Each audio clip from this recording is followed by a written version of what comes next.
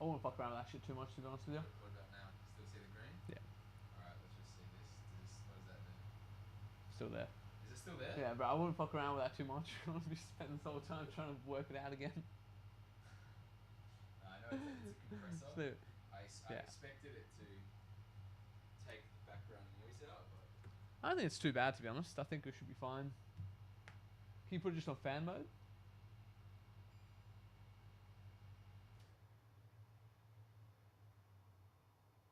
It's not too bad. There you go. it's probably still okay. Yeah, that sound noise is basically completely gone. Brilliant. All right. Brilliant. Brilliant. Good to Brilliant. go. Not gonna freaking melt in this room now. Hopefully not. Yeah. Australian summer in a metal shed. It's a great place to be. Don't reveal our secrets, Yeah. dude. This is the studio. Yeah, sorry, yeah. The metal studio. Yeah. What up? Oh, we got some people tuning in already. What's up, dudes? There you go, guys. This is on Twitch. What up? Yeah. Easy. I think we have to I'm gonna tell you guys right now, my head's fucked. I drank last night, and my head is killing me, dude. So Louis absolutely shriveled right now. Dude, that's like people don't even think he's like shriveled. Louis is shriveled. Yeah. That just sounds suspect. It is. That's suspect as fuck. And true and accurate. Yeah, he's not fully talked right now. Yeah, he's not ready to go whatsoever. Yeah, fuck. What up, everybody? Yeah. What up, guys? Yeah, I'm trying to make this feel more like just a chat. Because, you know, sometimes it feels a bit too, like, clinical, the way we're talking and shit. I just need it to be, like, casual, so that way it's just, like... So you usually be absolutely melted on drinks the night before, and then you'll rock up, that's how we do it. Dude, just talk. I just want to Easy. talk. Like, fuck Alright, brilliant. Well, I think probably the first thing we need to touch on is the title of this one, because I think... Shelaborating as well. I just told Louis about that today, so... Go on, explain it. So it's basically, you know, the term mansplaining, which is like, the condescension that women feel when men explain something to them. Yeah. There's shelaborating, which is when a woman tells you a story and just goes on like a million tangents and never gets to the point. Fucking shelaborating. Yeah. Dude, that's so funny. Yeah. I thought that was actually gold when you told me that. I was like, my goodness, that's funny. Yeah, I'm sure everyone's felt that before as well. You get a story from a woman, you're like, just get to the point. I can see the point. It's right there. Yeah, just tell me the main shit. No, you have to know how the person was feeling at the time that they did the thing. It is funny though. It's like male and female explain things held different. Like they need to expand so you get the full array of like the emotions that happened and like things that happened to get to this point where we're like, dude, this is how you do this and this is what that was, and like we get real deep onto the nitty gritty of things. Like, I don't know. I think, let's say this way, men are detail-oriented, women are emotion-oriented, right? So when they tell you a story, it's not enough for you to know who said what, when, where. It has to be, this is how I think they were feeling when they said it. Right. This is how I think she felt when she heard her say it. And you're like, what does any of that have to do with the event that happened? Yeah, agreed. Yeah. Do you know, after I renamed these, I think it doesn't link with my thing now. Hold on Oh, a second. jeez. 1 sec. Does it work? Fucking hell. Yeah. It's the best example of over-engineering I've ever seen. Literally, I literally just scuffed it. My goodness. It's right. You just have to rename. No. Will you rename that back? I can tell you about that story I was actually going to tell you about in this one. Yeah. As well. There you go. Oh, okay. It's going to do that. Sweet. Easy. Just 2 seconds. I'm just going to rename it now. I worries. think just quickly renaming it actually fixed it. Oh, nice. So hopefully I've learnt my lesson there. Yeah. Cam4. We're just trying to engineer solutions here. You know? Yeah, I'm literally making problems and then fixing them. Yeah, there we go. Okay, perfect. Yeah, go on, speak to me. Brilliant. All right, well, I was to tell you about the that NASA mission that's been coming recently. Yeah. So you can probably even put like, we don't have to react to anything like that, but anyone listening to us here, like you can look into yourself. It's called Clipper. One of the coolest things that I've heard of for a while. I knew about this moon of Jupiter for a while, and it's basically meant to be one of like 2, I think, moons. There's Europa on one of Saturn's moons that's also a really good candidate. Right. But this moon on Jupiter, basically, it orbits Jupiter, but it's quite far away from the sun, so it's nowhere near what we think a habitable zone is. It's not getting enough heat from the sun to have liquid water. It's meant to be impossible, basically. But what they found is that what this moon is doing, as it's orbiting Jupiter on us, It's not on like a circular orbit. It's on I think it's elliptical orbit. It's on a weird orbit. It's on an angled orbit. So at some point it's coming closer to Jupiter, then it's going further away. And as it does that, it's being like squeezed and compressed by the gravity of Jupiter. And that is generating this friction inside it that actually gives it a heat source, like a core that's actually warm. Like a magma core, like basically what Earth has as well. So what they think this moon is doing is it has like the hot core in the middle, then it has liquid water, and then an ice crust around the outside. 1 kilometer or 2 kilometers of ice, but then liquid water underneath it. And because Jupiter is like compressing the thing so much, there's all this energy that's in the moon, and it's getting all this radiation from Jupiter as well, which they think as the radiation hits the ice, it's sending all these complex molecules into the water. So that's like the perfect breeding ground for life, better than what we had here. We had like geothermal vents at the base of the ocean that were giving, rise to complex molecules, and that's how they think life formed on Earth. This thing has everything we have, if not more. And it's got more stability than we have here as well, because that water's been like undisturbed for ages. So imagine it, you got like more water than Earth has underneath this ice crust on this moon, and then every type of temperature gradient you can imagine for the water, from freezing to boiling. So whatever you think the perfect conditions for life are, this moon has it. And it's had it in a stable form for billions of years. How sick is that? So there could be anything, man. So what you're telling me is that there might be life. I'd say there's probably life somewhere. There's probably almost certainly life somewhere. We don't know how.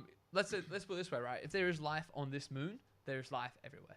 Every single way you can think of that there could be, it would be. Because what are the odds that 2 places in our own solar system evolved life separately? Like, it must just be so common. So this would be really cool. And what they're doing right now is like what they found on this, using the Hubble telescope, they found that this moon, because there's all this pressure building underneath the ice, every so often the ice will crack and the geyser will spat out water and it'll shoot out hundreds of meters from the moon vertically out into outer space. So what they're doing with this probe, it's going to like dip in to go around this moon and try and catch liquid that's coming out of one of these geysers. And it's going to then be able to analyze what the molecules are and if it's life or not. So we will know within a few years if there's bacterial life in this water. So they've sent this thing already, and it has the ability to check to the molecules. Yeah, the engineering of this thing is absolutely crazy. The way I watched a video on last night, way over my head, but like the proper engineering that's gone into this, it's so fucking wild to me, man. Like, us humans are such insanely genius like apes, man. It's crazy what we do with science and technology. It's insane. So this thing can basically like dip in, collect this water, and then like for like ionizing it can find out what exact chemical compounds are in that water. So it can split CO2, hydrogen, and it can find basically life, or at least all the ingredients for life. We'd be able to tell basically pretty shortly if there's life in our solar system elsewhere besides Earth. And I think that's absolutely sick. That is pretty cool. I think that is cool. I don't know if I care that much though anymore. I'm sort of like, if we find like molecule life, I'm like, all right. Well, that's the thing, right? What this probe can find out is if there's life in there. It won't tell you if it's only single cellular or not. We can't tell that. Yeah. But let's imagine you have a stable environment underneath this ice, and you've had it for billions of years. There could be anything in there. There could be any kind of life form in that water. Think about how wild our oceans have been over the last hundreds of millions of years. All the different type of species that have existed, from megalodons to like freaking crabs to octopus. All these things you can think of could be this own moon's version of these life forms in that water. It would be cool to know if it was like, I don't know, like creatures like on a different planet. Do you think they would like take a humanistic like looking form, or do you think they would just be some random fucking shit? I think life evolves to fill a niche. So all of our physiological structures, that's why every animal that you see, if you know what habitat it comes from, you can almost see how it's evolved to take over that habitat. That's niche filling, basically. That's how we evolve. So whatever the niche is for here, I don't think they'll have eyes that can see, because it would be pitch black in there. I can't imagine there being a light source. But I have no idea. I think the scariest thing is, I don't think there's any limits on how big life could get in that water source, because it's just got so much water. It's way more water than Earth has. There's no land moon mass. Bigger than ours? It's our roughly Earth? the size of our moon, I think it is. I'm pretty sure it's roughly the size of our moon. But it's all water. There's no land mass, and it's deeper water the whole way through. So there's more liquid water on this moon, I think, than Earth. Yeah, but don't they say that if things get too big and there's not enough things for that big thing to eat, they sort of just don't get that big Yeah. anymore. There's like a limit to how big something can get, and yeah, that is true. That's why like this, the top predator has to have like imbalance with the rest of nature.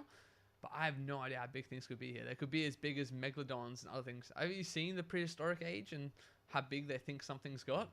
You can put up right now like how big prehistoric sharks were compared to our current sharks. It is insane. I've seen that, but like they were that big, so then they must have had something big enough to feed on, right? Yeah. At the time. So then I assume that the things that they were eating, there was just none of it anymore, right? Well, the idea is that we had a calamity. We had a meteoric strike here, and I think that depleted like the oxygen in the water and stuff like that. There's all these sort of things that I think happened. There was mass extinction events. All our megafauna died roughly 10 to 20,000 years ago, just about.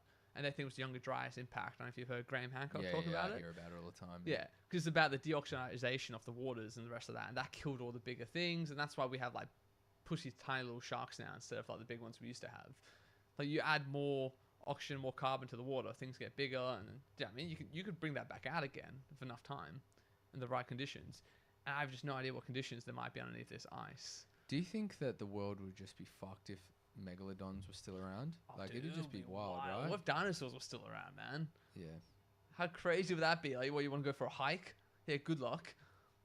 Yeah, imagine running into like velociraptors or some shit on a hike. That would just be absolutely heinous. Yeah, well, that's what I love about the old stories, like you know, about dragons and stuff like that. The idea is that maybe there was something that we haven't found the remains of yet. We think that these dinosaur remains. What if dragons were around? What if they say dinosaurs were still around, and you had some that like particularly like the taste of human meat? Imagine being a knight, thinking it's your role, your duty to go and try and kill that dragon or that dinosaur. That'd be freaking madness. Imagine getting a few of your boys together. You're like, all right, now this T-Rex has just been terrorizing this town, man. We need to take him out. You got your fucking armor and your swords and shit, and you're like, let's take him on. You got this fucking 4-story tall freaking reptile thing that eats people. Yeah, like, do they? Madness. Is there like sort of like timeline where dragons actually came from, like where that sort of story came from? Man, that could be its own episode. I think there's like up until like is it 1800s in the encyclopedia there was a different definition for there was no definition for dinosaurs. I think up until 1800s I think they were just referred to as dragons. Whenever they found like the bones and the remains, I think that they would just classify them as dragon remains. You can find it on Webster's dictionary when the word dinosaur became a thing. I don't think it was too long ago. I think it's like the 1800s or something like that. Yeah, have a look at that. I've seen someone do a video on this. But the crazy thing about this moon for me as well is like imagine for a second that like intelligent life evolves here. It's some sort of mermaid-esque creature. What would it think the universe is? It would have this body of water that it exists in, and then it would hit like, imagine the way we see the ground underneath our feet. That is how this intelligent creature would see the sky above it.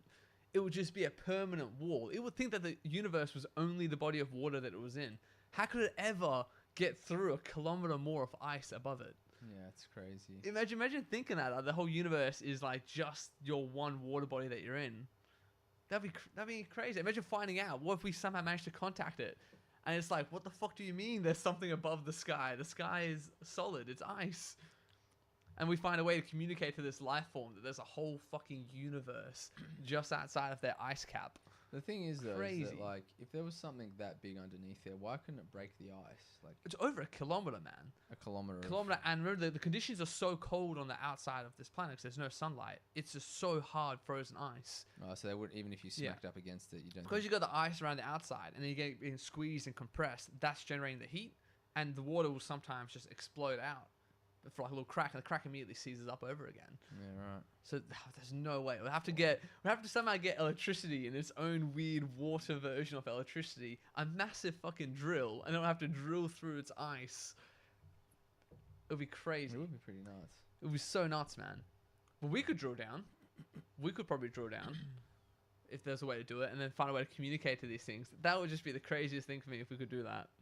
I don't think that if there's something there, like if it is a fish-like creature, probably it's debatable where anything would even be sentient like that. Like consciousness is just a weird thing. Consciousness is very weird. Consciousness is incredibly weird when you think that every living creature that reaches some level of complexity has some form of consciousness. Like you can see if you have cats or dogs as pets, like you know it's something to exist as them. You know that they're aware in some way of what existence is. Like there's some level of consciousness there. Consciousness just seems to scale with complexity. So if you leave an ecosystem with enough time to build up enough complexity, I think there's probably more argument to say it would have a level of consciousness to it.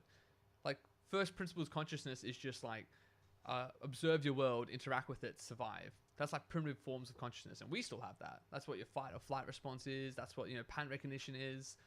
What we humans have is like this, which I've always thought is one of the weirdest things in the world. We have this jump in conscious evolution that stops inciting us to reproduce or even stay alive. We start committing suicide through the torture of our consciousness.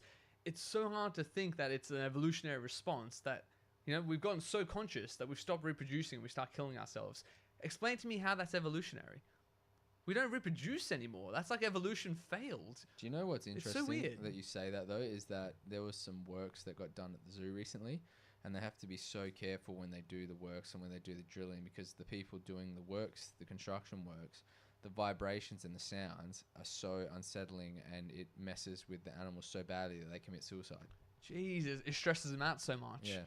Bloody hell, that is wild. So it does happen. Yeah. Like I never thought that animals would commit suicide, Yeah. something like that. But if you put those vibrations in the ground when you're drilling or doing groundworks, the elephants apparently can like sense that from like 18 and kilometers it just away. causes them so much grief. Yeah. That's a wild thing as well, that like, how are our bodies being fucked with in ways that we can't tell? And is that why we have started doing it?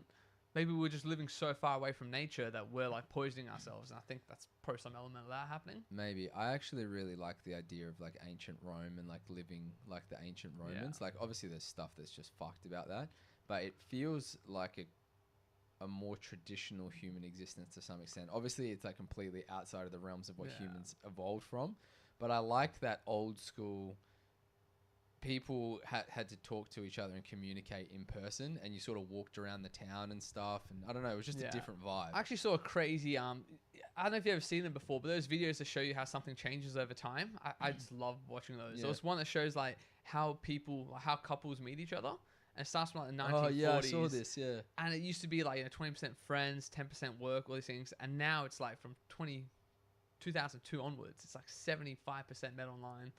And you're like, there's something wrong about that. I think there's something not quite right about it. It's not real. It's digitized. It's a hologram. It's this projection of human interaction. It's the way you just said it. Like you long for the days of Rome where it was like you met in big colosseums, you had conversations. Like how do you replace that with just a message board?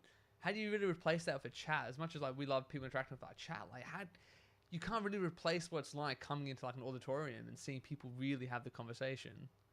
It is different. There's this loss of like theater when people chat and stuff as well. Like I feel from what my understanding of ancient Rome, there was a big thing about going to places, and public speaking was such an art form and such a skill. Yeah. Where now it's not really that big of a skill. You sort of need to be able to speak. Say if you're doing online stuff, this is kind of like the public speaking that you would do, because people all across the world can watch you, but it's not the same as standing in front of the crowd and speaking to people. That's such Guarantee a you it's not, because like we do this like all the time, and like, it took me a while to get comfortable with the podcast and this sort of format of speaking. But when I had to do the actual presentation like a few months ago, man, there was something so terrifying and so paralyzing about that. And I knew what I was talking about. I even knew the people I was talking to. It was like 200 people in that room, and I just like almost blacked out. I can't remember what the experience was like. My brain went somewhere else. People are like, oh, you did a good job. I'm like, I don't remember saying a single word. I can't even bring up the memory of it, bro. Like that's how much I just blanked. Is this for that AI stuff that you did? Do you want to tell the chat what you actually did? Yeah, well, I was looking into, and it's actually gotten worse than when I did it as well. But basically, my whole concept was that I was worried that we're reaching a tipping point, like a mass recession, which is just 10%, just 10% of labor replacement with AI. Doesn't have to be much more than that. 10%, you're in a great recession, basically. So I talked about how self-driving vehicles were going to take away taxi drivers, Uber drivers, truck drivers will lose their jobs, and how even some media content creators could lose their jobs. And that's actually a great pivot. I wanted to ask you if you heard about this. Apparently in Japan, like the original voice actors for Dragon Ball Z, for Goku and the rest, apparently they've been getting really fed up with Western media's insertion of woke ideology. Because what happens is when they need Western media to audio dub and voice dub, they keep changing the actual written like scripts and stuff like that and adding Western woke ideology into it. And they're being really fed up with it. And apparently they've turned to AI now, and they're going to use AI to completely do the voices of like Goku and all those other people. I think you said Goku's voice actors passed away, I think. Is he? No. The original? So no. Goku's voice actor is a female. Female? In Japan. Yeah. Yeah, she hasn't passed away, I don't think. So if you it wanna was put- Akira Toriyama Yeah. who made Dragon Ball. Put this up here and just put Dragon Ball Z voice actor for AI. Just put it on the Google, no, just for yourself as well, just so like. Okay, 2 seconds. 1 sec. You want me to put the React cam on? Is that what you want? Even just for just a tool for us, just to make sure I'm like discussing this correctly. Oh, okay. So, Yeah. so what do you want me to search? Just Dragon Ball Z AI voice actor. Because apparently they've just signed a deal recently, which is going to be like to allow them to use her voice then that she did for it Right. to do the actual AI. Yeah, Dragon Ball Z's most famous voice gets English AI transformation. So the actual like incentive behind them doing this is that they weren't appreciating Western cultures like changing of the messaging, changing of the script during the voice translation. Right. So you're gonna get AI to do it instead. Yeah, well, they've always sort of changed scripts ever since, like even shows like Yu Yu Hakusho, which is like a really old school anime that's, well, manga and an anime, and it's just a fantastic show. Some of the things they did translate the way that it comes across because it doesn't sound right all the time, like the way that things are said, but that's just more of like the way that they would say something, and it also adds to the person's character a little bit as well. So that translation of sometimes like the way things are said is necessary, but putting woke ideology into it, that's where it starts to branch away from just a translation thing to make it fit Western audience a bit better. I don't know if you're aware of like the debacle of Assassin's Creed that's really pissed off Japanese media, where Ubisoft came in and put the black samurai as the face of yeah. So that's actually leading to a lot of this. There's like a really big rift between like Hollywood and Western media and Japanese media, because they took that as such an insult. Do you see that they even put like images on there about like freaking the bent tower, which is meant to be a symbol of the Hiroshima bomb? So they're using that in the plushie toys for the promotions and shit like that. Without Really? The complete most insensitive. Like Ubisoft absolutely just tanked their reputation with Japanese audiences. Dude, that's crazy. But the reason I want to talk about the AI thing is like one thing I was reading about. Imagine we're really close to this. This is not within 5. I think this is within 5 years, 10 years tops. You could go and put a prompt in and say, write me or let me watch a Dragon Ball Z episode where this, and this happens, but surprise me with the ending. Put that into an AI, and within seconds you can be watching a Dragon Ball Z episode that's never been written before, no one ever seen before except for you. It's got all the voice actors, you can't even tell the difference. It's got the animated style, all of it. We're within 5 years of that happening. I think we might be even less than 5 years. It's probably already doable now, actually. But to get to that quality where you can't even tell, that's what's happening. Dude, have you seen some of those edits where people take like Legend of Zelda or something, and they ask the AI to recreate it in like an 80s format? I've sent you a couple of those, right? Dude, how insane are they? They're crazy good as well, and that looks legit. Yeah. All you need is for the AI to expand out on that, and 5 years might be too long. I think it might be less. I think so as well. I say within 5 just to be like, I think it's definitely happening. Definitely in 5 for sure. Probable within 2. Within 2 years, I think that you'll probably start seeing some content that's generated purely by AI based off of a story that AI has written. And the worst thing is, what I'm really worried about is that we're going to start seeing it before we know that we're seeing it. We're going to start thinking it's real, and the amount of manipulation that you can do on the public is insane. One of the things we started this podcast on was with the COVID. I don't want to call it anything too hard. Let's say the COVID scam, if you will. That's the most generous way I can put it. But you could see, them bringing bodies out of Italy and all the rest of the stuff that was happening, and it scared everyone. That was fabricated to some extent. Imagine what you could do right now for AI. Like, how much could you co-opt and psyop the public with something that looks real? You could have anything you want happening. People saying that they're going to try to make us believe an alien invasion is happening. Have you seen the rumors about that? It's a Project Blue Book or something like that. There was some talk about using, it was drone tech, whatever it was, to fabricate an alien invasion. It's come to this really strange idea. Ronald Reagan actually said it. He said it in what was it, like fucking I want to say 70s, 80s. He was talking to the Russian prime minister at the time, or president at the time, and he basically said to him, "Oh, wouldn't it be really neat if we could like convince everyone that an alien invasion is happening and have that unite us, both Russians and Americans?" And the fucking Russian president was like, "What the fuck's this guy on about?" He thought he was crazy. But that idea didn't go away. The idea of like a global threat to bring global government in. Well, that makes sense. I mean, that's kind of like the story of Gears of War, but Yeah. they sort of get forced into it. Like the locusts, the humans have been fighting each other for like hundreds of years, and they don't get along. They're always fighting. And then the locusts, they have like Emergence Day, and it just throws everything into a spin because the locusts are just killing everyone. So it forces the humans to come together to fight the locust, and that's what unites humanity. Yeah. It's a very similar. Yeah, very story, similar. right? Very similar concept. It's a really like it's quite common in our storytelling. Yeah, but that was actually a proper idea that the U.S. government had, was to try to get the Russians to agree that they can fake an alien invasion to get, everyone to stop the Red Scare and stop the animosity between people. I think That was it'd an be actual hard. idea. It'd be hard to get the Russians to buy into something like that. Mm. And I just wanted to say, on top of your topic there about using AI to scare people with like COVID, blah blah blah. Man, it's hard to say whether they didn't just already have this AI technology before that, anyways, right? Like it doesn't just essentially go from turning it on overnight to being what it is. Correct, Surely, yeah. right? Also, you always got to assume that the military has had this at least for 10 to 20 years. That's usually the case. They're about 10 to 20 years ahead of the tech that we have. Mm. It's military concepts, military use, and then it leaks out into the public sector. So who knows what the government's been able to do for the last 20 years. Yeah, it's really interesting to me because you say about that when we used to see those pictures coming out of China and stuff where people are on the streets. Where did all that shit come from? Where did all these photos come from? What happened with that? Like, did everyone just forget about that? Because I remember seeing it and I was like, fuck, are people actually dead on the streets here? Like, this might Yeah. be worse than I thought. But Yeah. but where did those who gathered those images? Someone had to get the images to put it in these reports. Where did that come from? Yeah, that's a great question.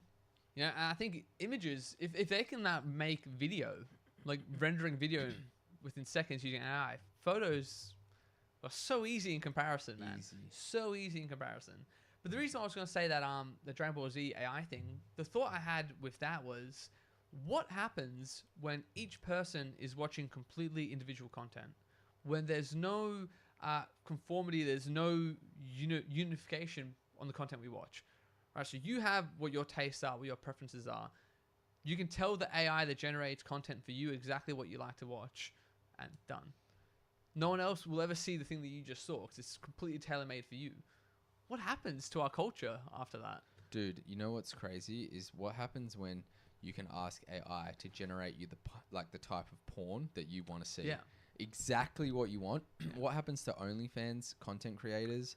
What happens to the porn industry? Yeah, it's gone. It's gone. Well, it not gone, but it evolves, right? Yeah. It evolves into this crazy. It's gonna get unhinged. People watch some unhinged shit now.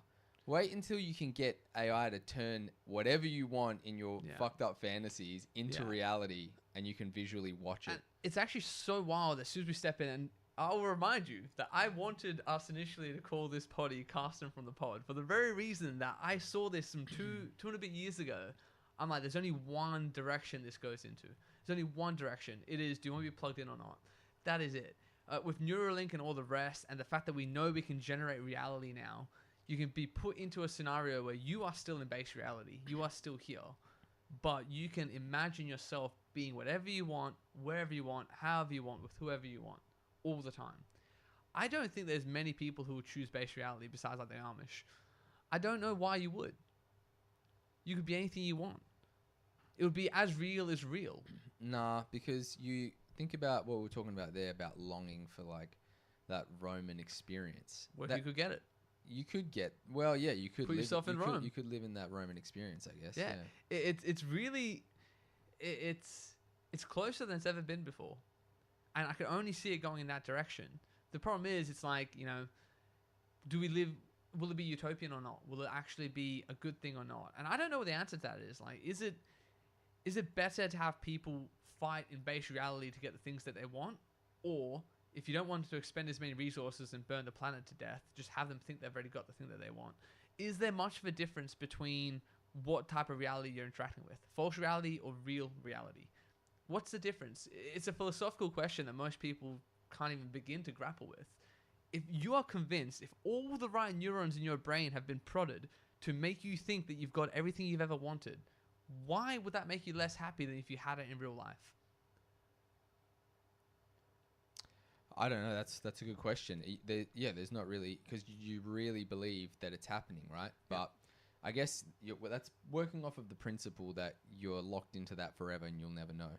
It's really crazy that the Matrix, when you think about the movie itself, it almost was predicting the future. It's very strange and eerie how much it's going down that direction. The only thing I don't like about the Matrix, and it's really unfortunate that it was like a late change that they made, that it wasn't the original concept wasn't that they used us as batteries, is that they're using our brains as like RAM, as memory, as storage to run the Matrix. That makes so much more sense because we have so many cells and neurons. Like that actually makes sense. If you've got billions of people, use them for computing power.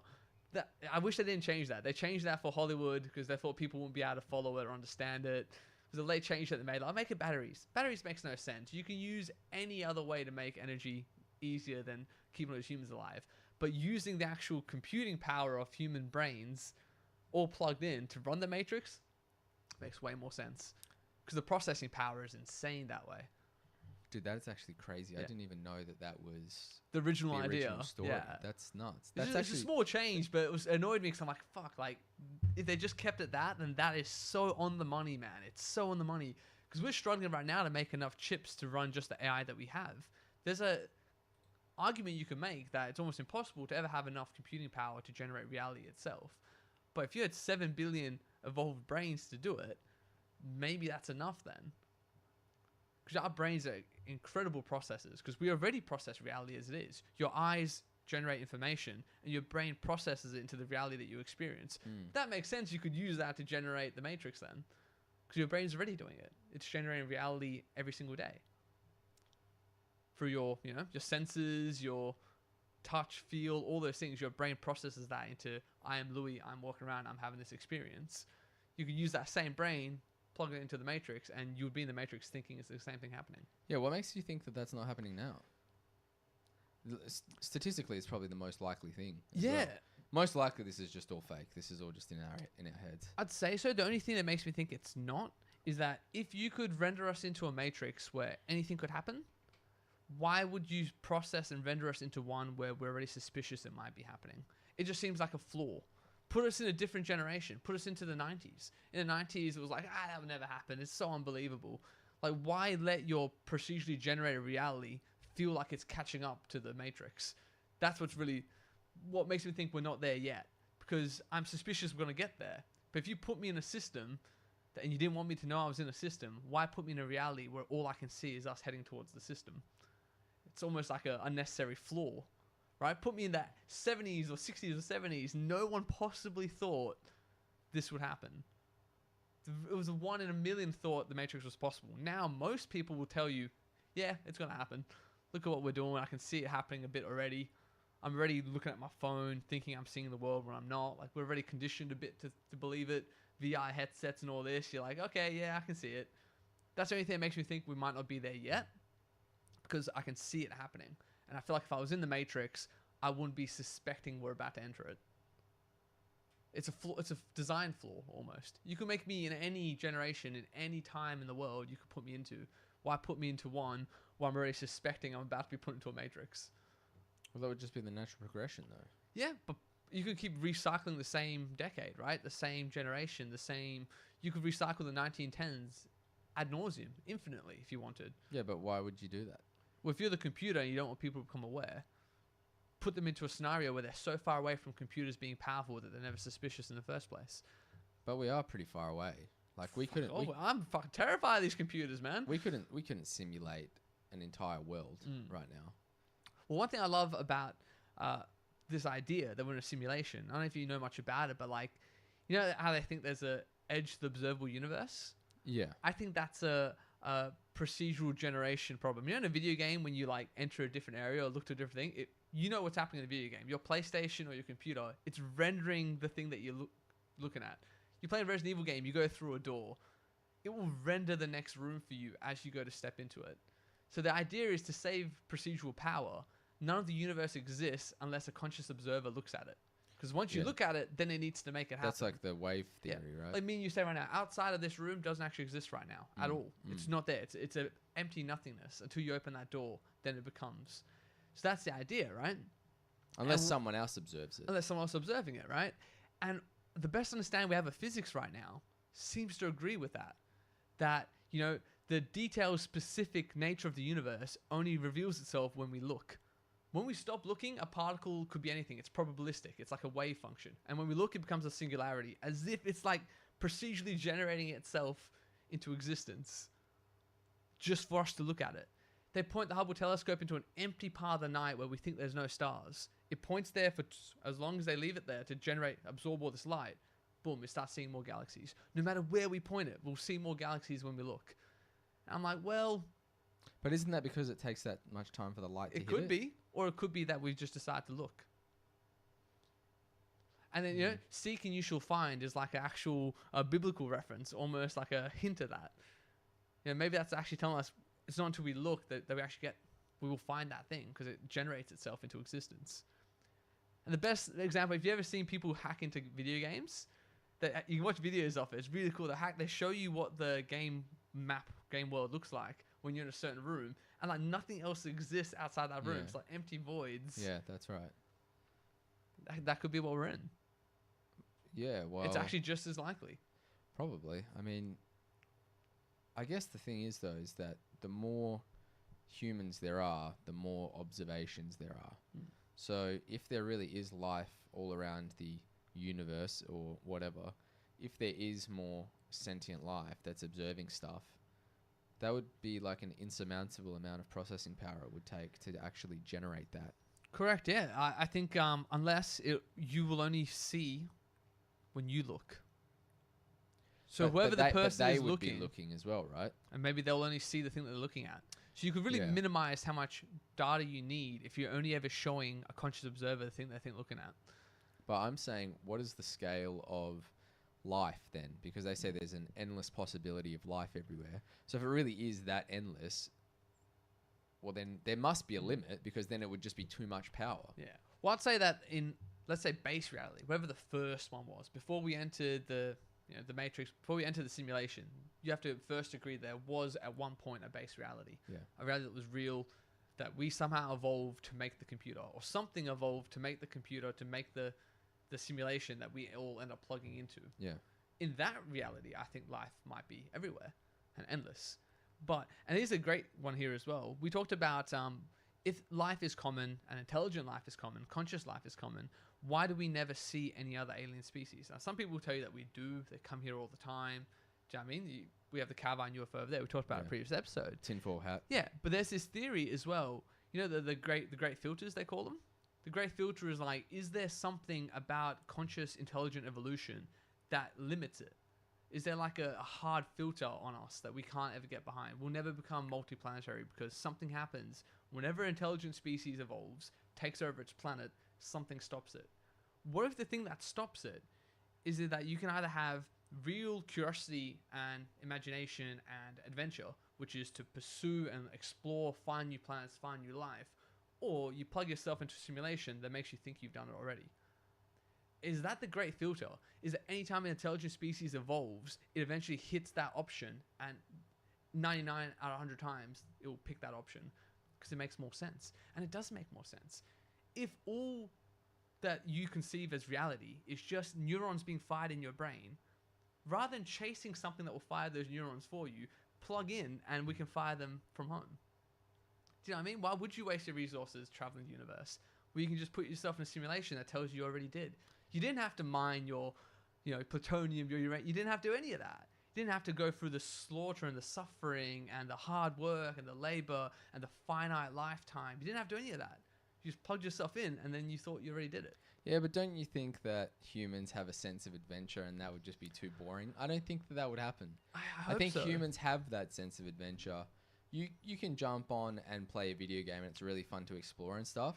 But if they think about being the humans that were the first settlers, the first explorers, and they were going on that real life journey to find the new lands, like, don't you think that would be That so would be much amazing. fun? But if you could have that exact feeling, the exact same feeling with none of the risk of death, depravity, hunger, torture, all the darkness that comes with it, if you could just have the light.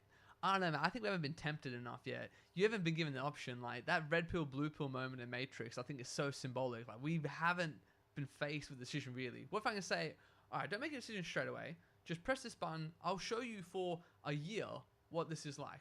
I'll make you 21. You'll be 21-year-old Louis. You'll be healthy as fuck. You have no problems. You don't get tired. You don't get sick. Everyone loves you. You're a billionaire. I'll just give it to you for a year. And I'll plug you out and ask you if you want to go back in or not, if you want to live in this world again. Do you really think if you could honestly be there to the point where you're like supermodels, anything you can possibly think of is so real to you that you can't tell the difference? And I unplug you and say, all right, now do you want to stay in what this is or do you want to go back to that? Man, you don't need a lot of your population to stay back in for your whole civilization to crumble. 50%, we're done. We're never leaving this planet, bro. We're never leaving this planet. If half of us can't pull away from that, we never leave this planet. I think you're right there. I think that if you get a taste for it, it's very hard to go back. But I think that a lot of people, I don't know. It won't be enough to make us interplanetary. And maybe that's the great filter. Everyone thinks it's like nuclear warfare. It's this, it's that. I think we can solve a lot of those issues. What we can't solve is the deep philosophical ones, which is, why is it more important to do it in the real world than the fake world? Why is it more important? And I could give you answers for why I think it is, and I'll probably still fail the test. As soon as you plug me in, I don't think I'm going back. I don't think I'd go back to base reality, bro. I wouldn't. If you can tell me that I don't have the knee pain, I could do anything I want, I can't tell you for sure that I come back. And I think of philosophy all the time. Yeah. Most people, they already can't. You tell most people that they're about to spend 95% of the rest of their waking hours on the screen. That thought won't terrify them enough to put the phone down. Yeah.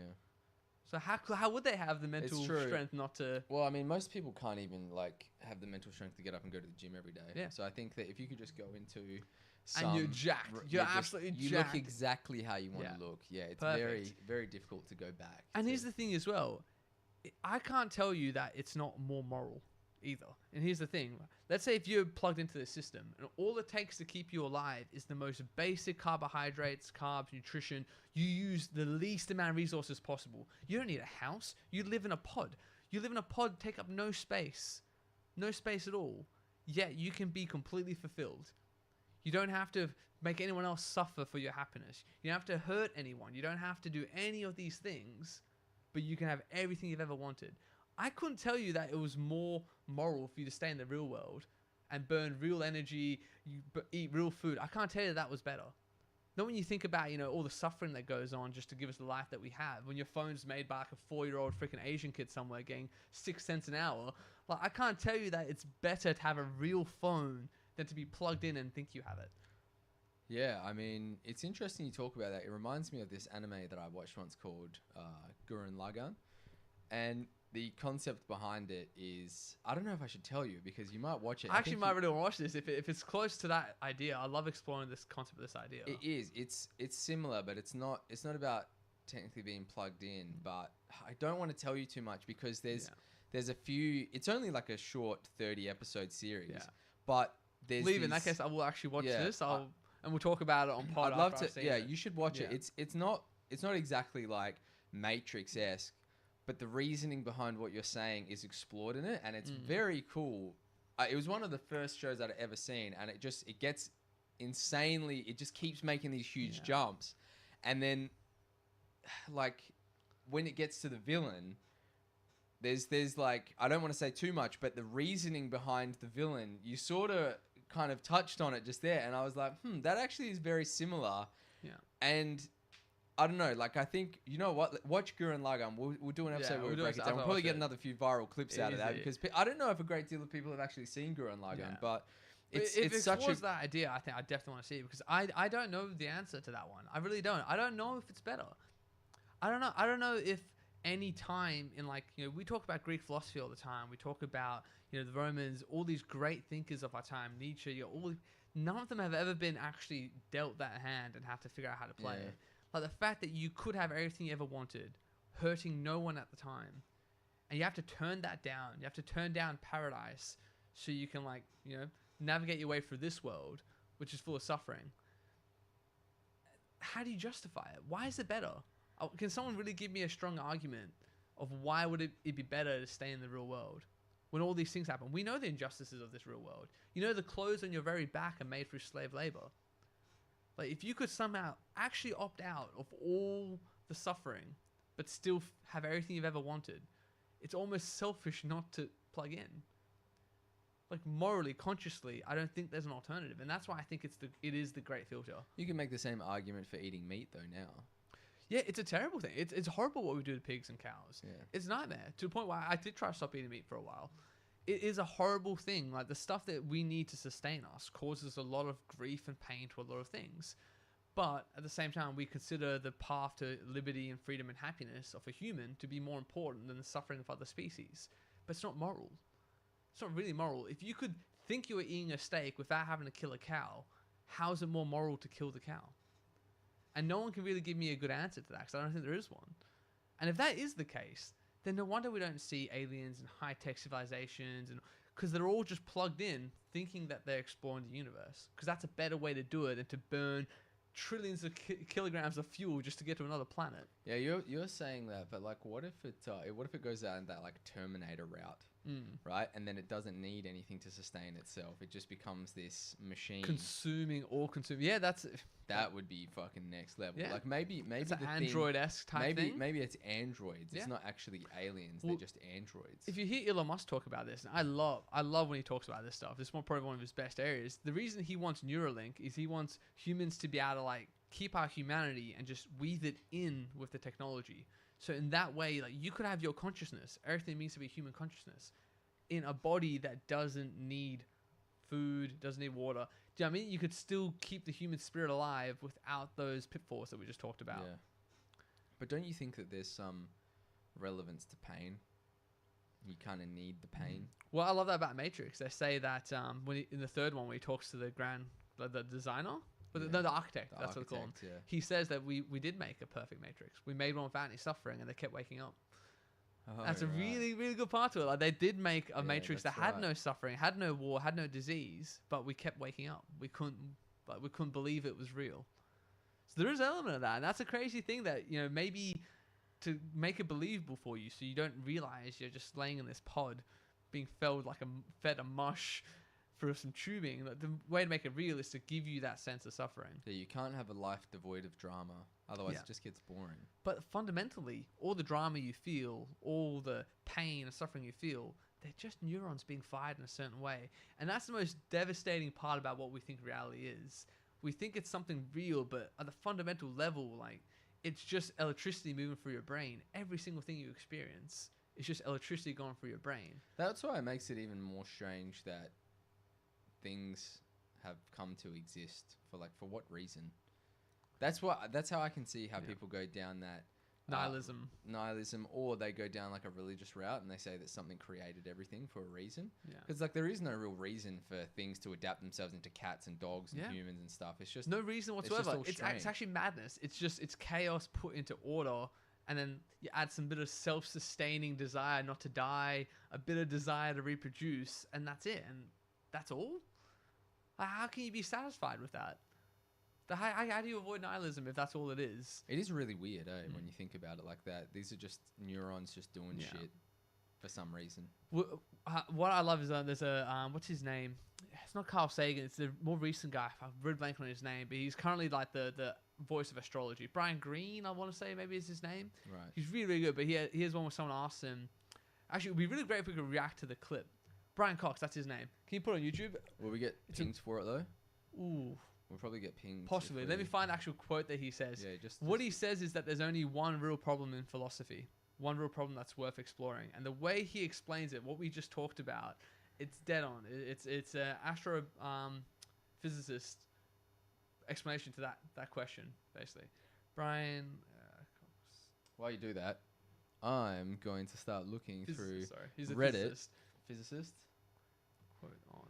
We're going to start doing some... It won't take me long to find this. No, we're going to start doing some segments here where we go through the Perth Reddit as well, and we start reacting to some of the posts in there. I just find the Perth Reddit just so funny sometimes. And sometimes there's some really interesting stuff, or even Oz Finance. It's actually a good way to get content, I think. Generate some content. I just want to try to find... Why is no one just give me the transcript of this? I can see the video again, but I just want the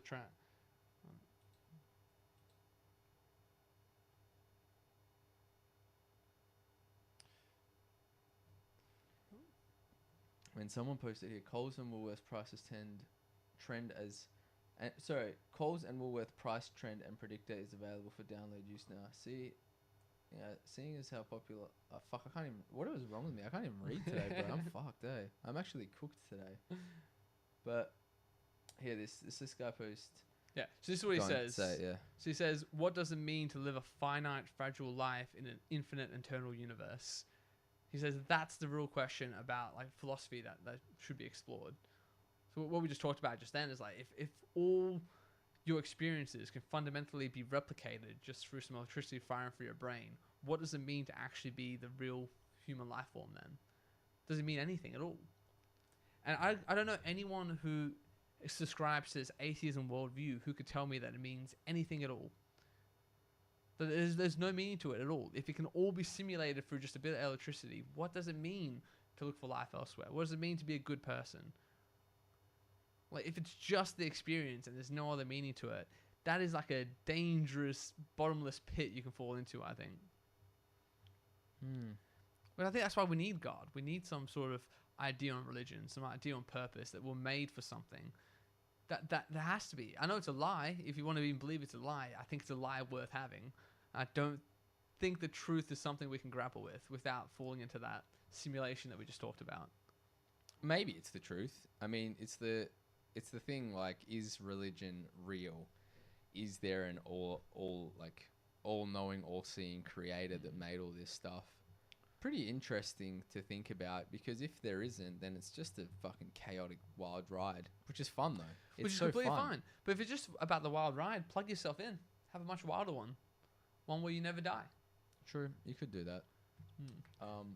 But it's a really hard...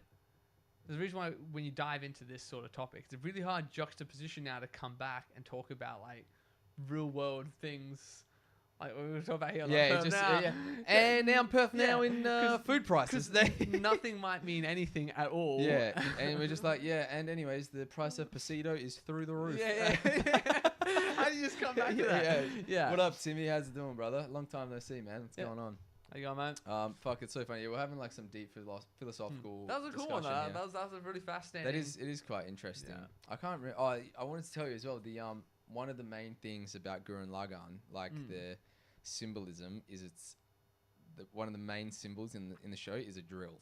Yeah. So it's like the story starts with them drilling. Like they just have these little hand drills and they just drill holes and shit all day. That's what they do. It's really interesting. I'm so intrigued. You're gonna very fucking intrigued. love it. I don't know how many people have actually seen Gurren Lagann. I don't know if Timmy, if you've seen Gurren Lagann. It's called, the full name is Tengen Toppa Gurren Lagann. That was the full name of the anime. Most people just... And whereabouts is it from? Is this... It's a Japanese anime. It's real old now, but it changed me when I watched it. I was like, fuck, this is amazing. And you can watch it in a 30-episode series, or you can watch 2 movies. All right. So I would suggest watching the 30 episodes, Yeah. and then you can go watch the 2 movies, because they're different. They end a little differently. Cool. They still finish... I'm going to start us up today. This sounds fantastic. Man, the final scene in the movie is unbelievable. Like, I need you to... Yeah. It's like, it touches I'll on go through evolution. this. It's like evolutionary. It's so cool, man. So I would love to write a story about that concept that we just talked about, because... Well, how crazy was that video I sent you about...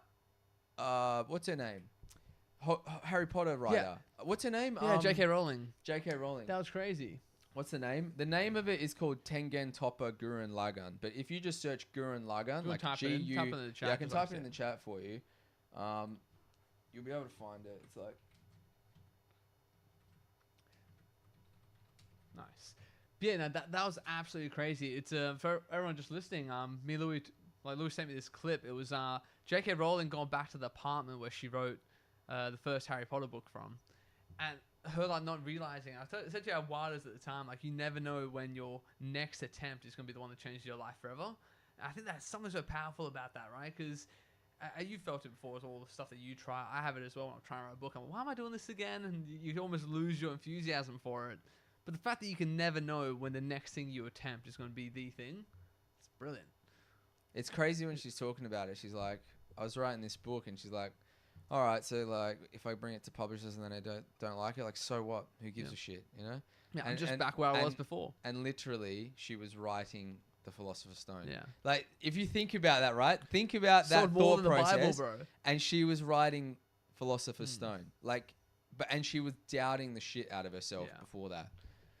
It's crazy to think that had she turned around, had she turned back and gone, this is fucking stupid, she literally changed society with those books. And it's crazy that what you need to remember as well, she had just her first draft. It hadn't gone through a publisher, it hadn't gone through editing yet. It wouldn't have been the Philosopher's Stone that you read now. It would have been this way worse, primitive attempt of it. And she probably looked at that, man. That was probably a coin toss for her just throwing it out and never doing anything with it. It's wild how close you can be to, like, you know, propelling not yourself. being great. Propelling yourself into greatness is the only thing that was holding her back was her mind, and that was the only thing that was giving her the ability to escape. Well, that's what I hate so much about our generation of distraction, right? I hate it so much. I really do. I'm susceptible to it. I fall prey to it all the time. Dude, like, I'm the worst. It's so bad because I have all these things I want to do.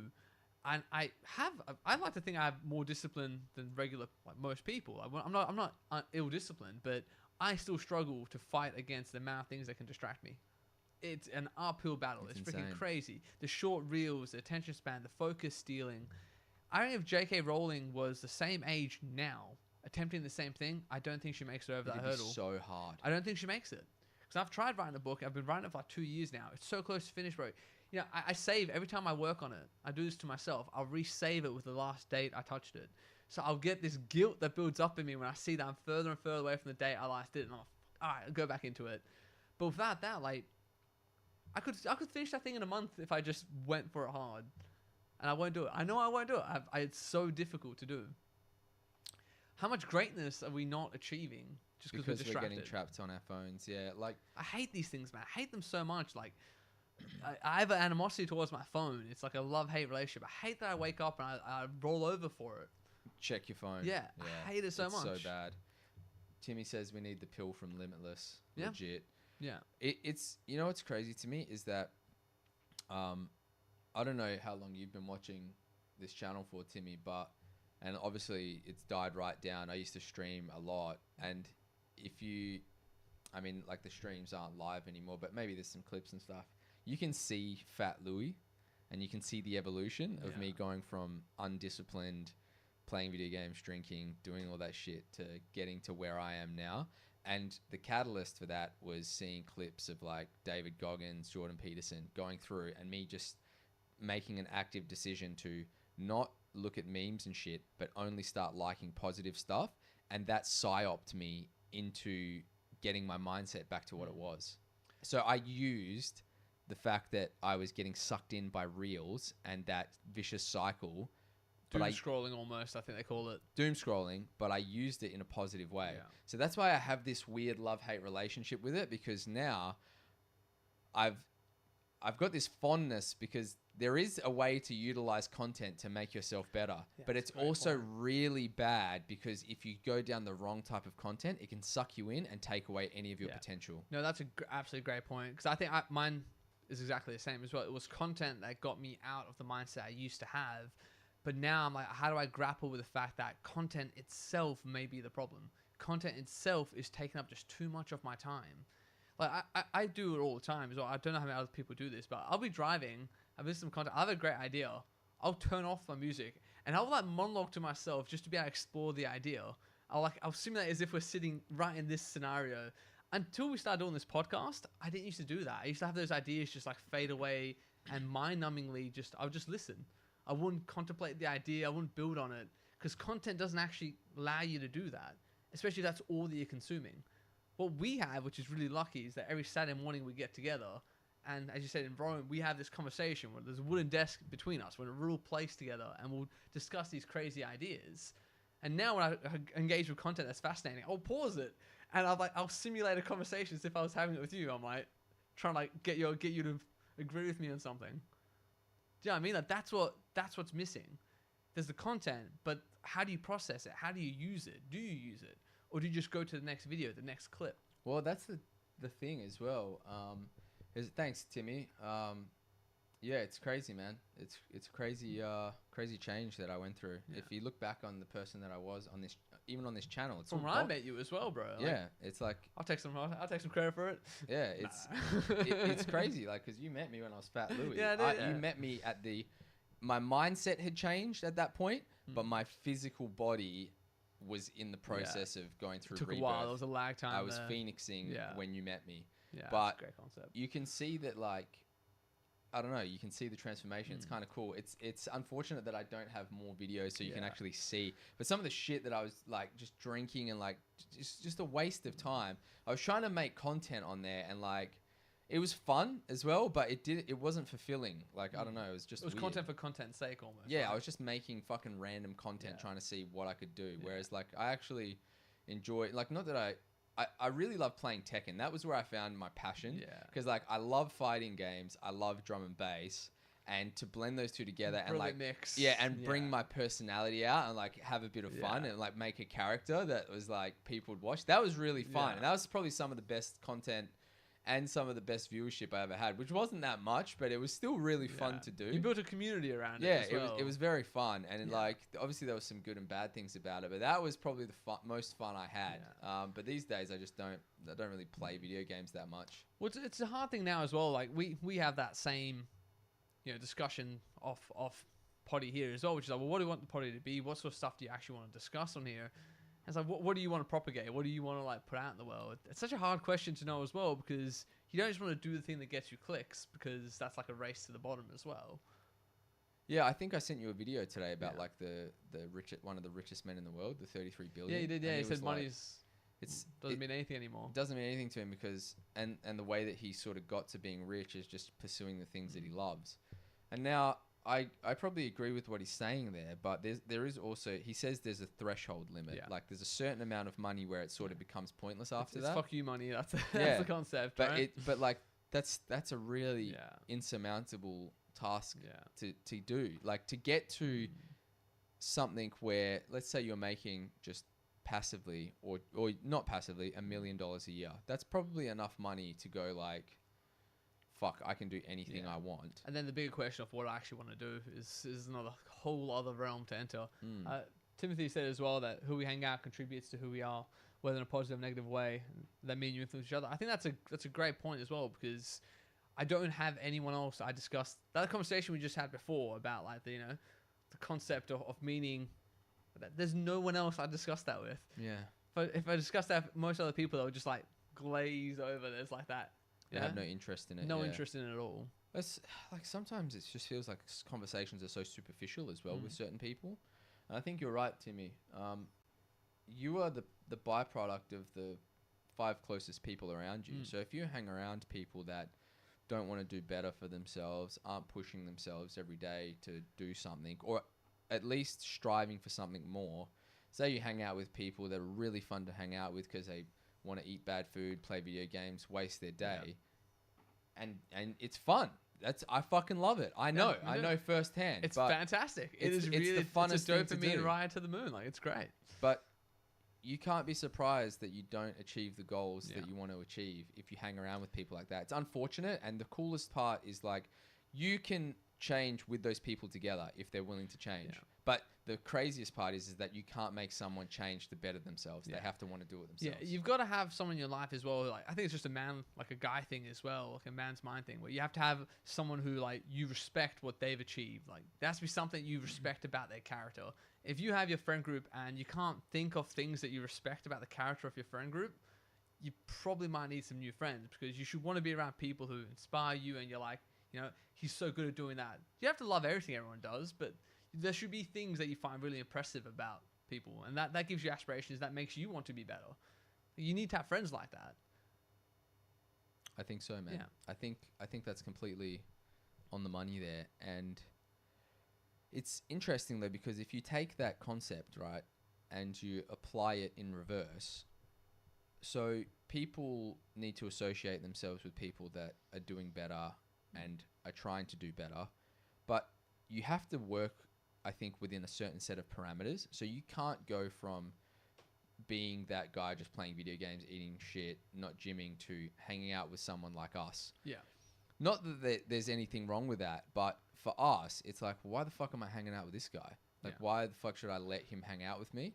So it's almost like you need someone that's just close enough to you, and you just can help push each other to jump into those areas. 100%, because your time is limited. Yeah. That's the thing. Your time is very limited. And if you're just around people that you're always helping, it's like, well, you also want to be around people who are helping you as well. There has to be a bit of that. Right? So, so like for us, we'd want to associate with someone that's obviously achieving, maybe they're doing a really good podcast. Maybe they're really good at business. Maybe they're really good at their job. They dress well. Could be anything. Just they something that you invest in stuff. respect. You respect about them. So we like to associate with people like that. But then I'm like, why the fuck would they want to associate with me? Fair point. Why the fuck? Like, you know, like, it's so strange. But it's like, I can think about that looking down at someone, but then you have to think about it looking up at someone that's looking down on you. You're like, I don't want to fucking hang out with these guys. Yeah. These are just two fucking dudes talking on Twitch to fucking pretty much the smallest viewership ever. Why would I want to hang out with them? Yeah, Not that exactly. like it's funny because it's like you have to see it from both sides. But I think the difference is that people can see when you're trying to better yourself and trying to do something, and there's small steps in between there. Like, you meet people that are slightly better than you're kind of on the same trajectory, and iron sharpens iron. You both get better, and you start jumping into those new pool groups or something like that. I don't know. That's kind of how I see it. Yeah, anyways. no, I think you're right. I think I'm just explaining like my thoughts here. You know, I'm not saying that I won't fucking hang out with someone that plays video games and eats pizza, but it's like there's an element of balance there as well, right? And I think like, you know, have different friends for different times as well. That's the thing. You do want to have that friend group that you can just like kick back with, and then you want to have that friend group who's like, all right, let's go to the gym and let's like, you know, let's talk philosophy. Let's try to figure out the answers to big questions as well. You got to have a bit of everything, right? Yeah, but then the part that's a bit disheartening is like, say you do have those friends where you like to hang out with and stuff like that. When you start to, there's got to be a certain point where those people that, you know, are 2-3 steps below you, and then you're 3-4 steps above them, at some point, when is it too far to go back and hang out with those people? Like, when is it so far out of touch that you can't even relate to them anymore? Yeah, and then you always feel guilty when you do cut people out of your life like that as well. Like, we chatted about this podcast before as well. There's just friends that you don't have anymore that you used to have, and the reason you don't have them is like, well, they just kept you in a place. They started to limit themselves. They never wanted to get out of that place. They just wanted to harbor like bitterness and resentment to the world and think like, you know, nothing was their fault or responsibility and blame everyone else for what happened to them. Or even not. Maybe they're just completely content getting home, eating bad food, smoking some weed, playing some video games. That's okay. If that's what you want to do. Yeah. It's just not something I want to do. Yeah. I'm saying and then you want to be around people who are doing what you want to do as well. That's the thing that's like, you know, that's the association that you build. You go like, to be honest, the amount of time I go to the gym has increased since we started becoming friends as well, because I see you doing it. So I'm like, I need to go do what he's doing. But there's the element of that. You know, that's why I love like hanging out with you and doing all these things as well. Like, you know, I tell my partner all the time, I'm like, no, like Louis, the reason why I push harder on all these things. Yeah. Because I see you doing it. I see you fucking 4 a.m. at the gym. I'm like, all right. Set my alarm. What are you supposed to do after that? I can't be like, oh, and I work, and no, he works as well. Like you get that in your head, you know. Exactly. It's like that that good energy starts bouncing off of people. Yeah. You're right. It's like you hang out with people that have good energy, and they sort of fuel each other, and it's very noticeable when you hang out with someone with bad energy because it starts to rub off on you too. Yeah. So it's like, it's good that we hang out with each other because you look at things analytically and are like, hey, this is going to happen. This is a good investment. And you've helped me look at the way I invest in things now as well. So it's like we've both, use positive parts of each other Yeah. and propelled each other up. That's that jumping there, right? Yeah, So that's it. we've gone up. Complement each other's Yeah, strengths. we've leveled up together because we've benefited each other, and that positive energy seeps off not only just to you and me, but other people around you start to get that as well, and you start to change There's the nothing group better that you're than in. seeing that, seeing your whole group elevate, man. It's There's crazy, something so right? freaking lovely I've about seen that. it. I love it. Yeah. We've both seen it. Same. My group has as well. Like everyone across the board, like going good jobs, making good money now. Like part of it might just be growing up. I know people who are like older than we are who don't hit that, who don't reach that. You know, so 100%, man.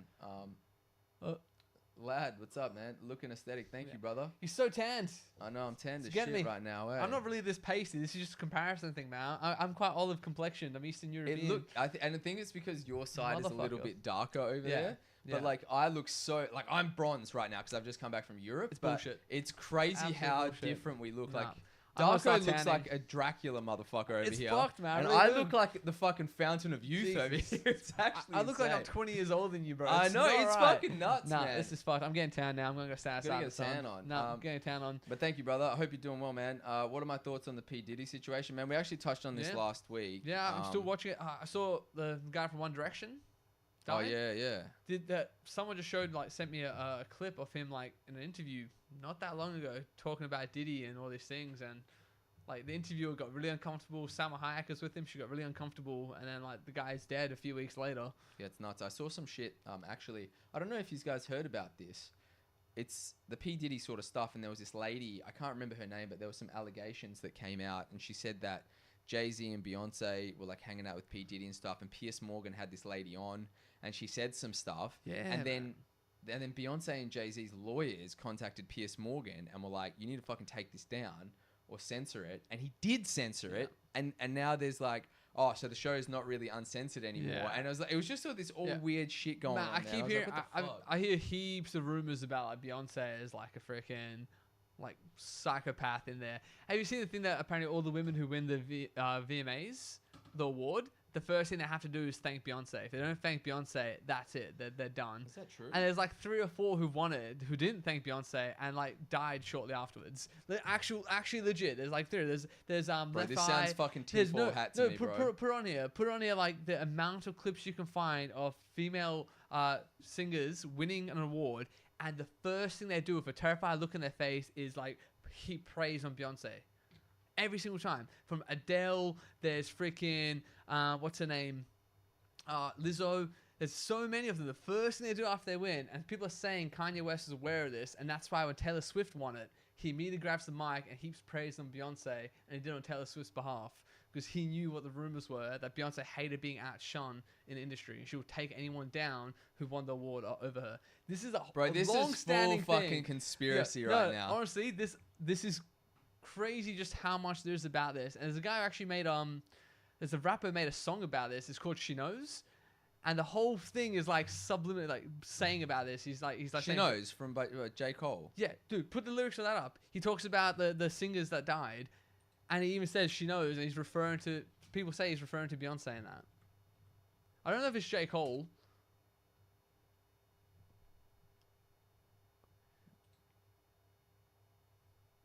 Yeah, oh, it is, yeah. Bad things happen to the people you love, and you find yourself praying to heaven above. Then he says, run away and never come back. Where's the actual, where it talks about who the people are? Maybe it's not this. Keep going. I think this is the song. He actually says the names of the people who died. Yeah, there you go.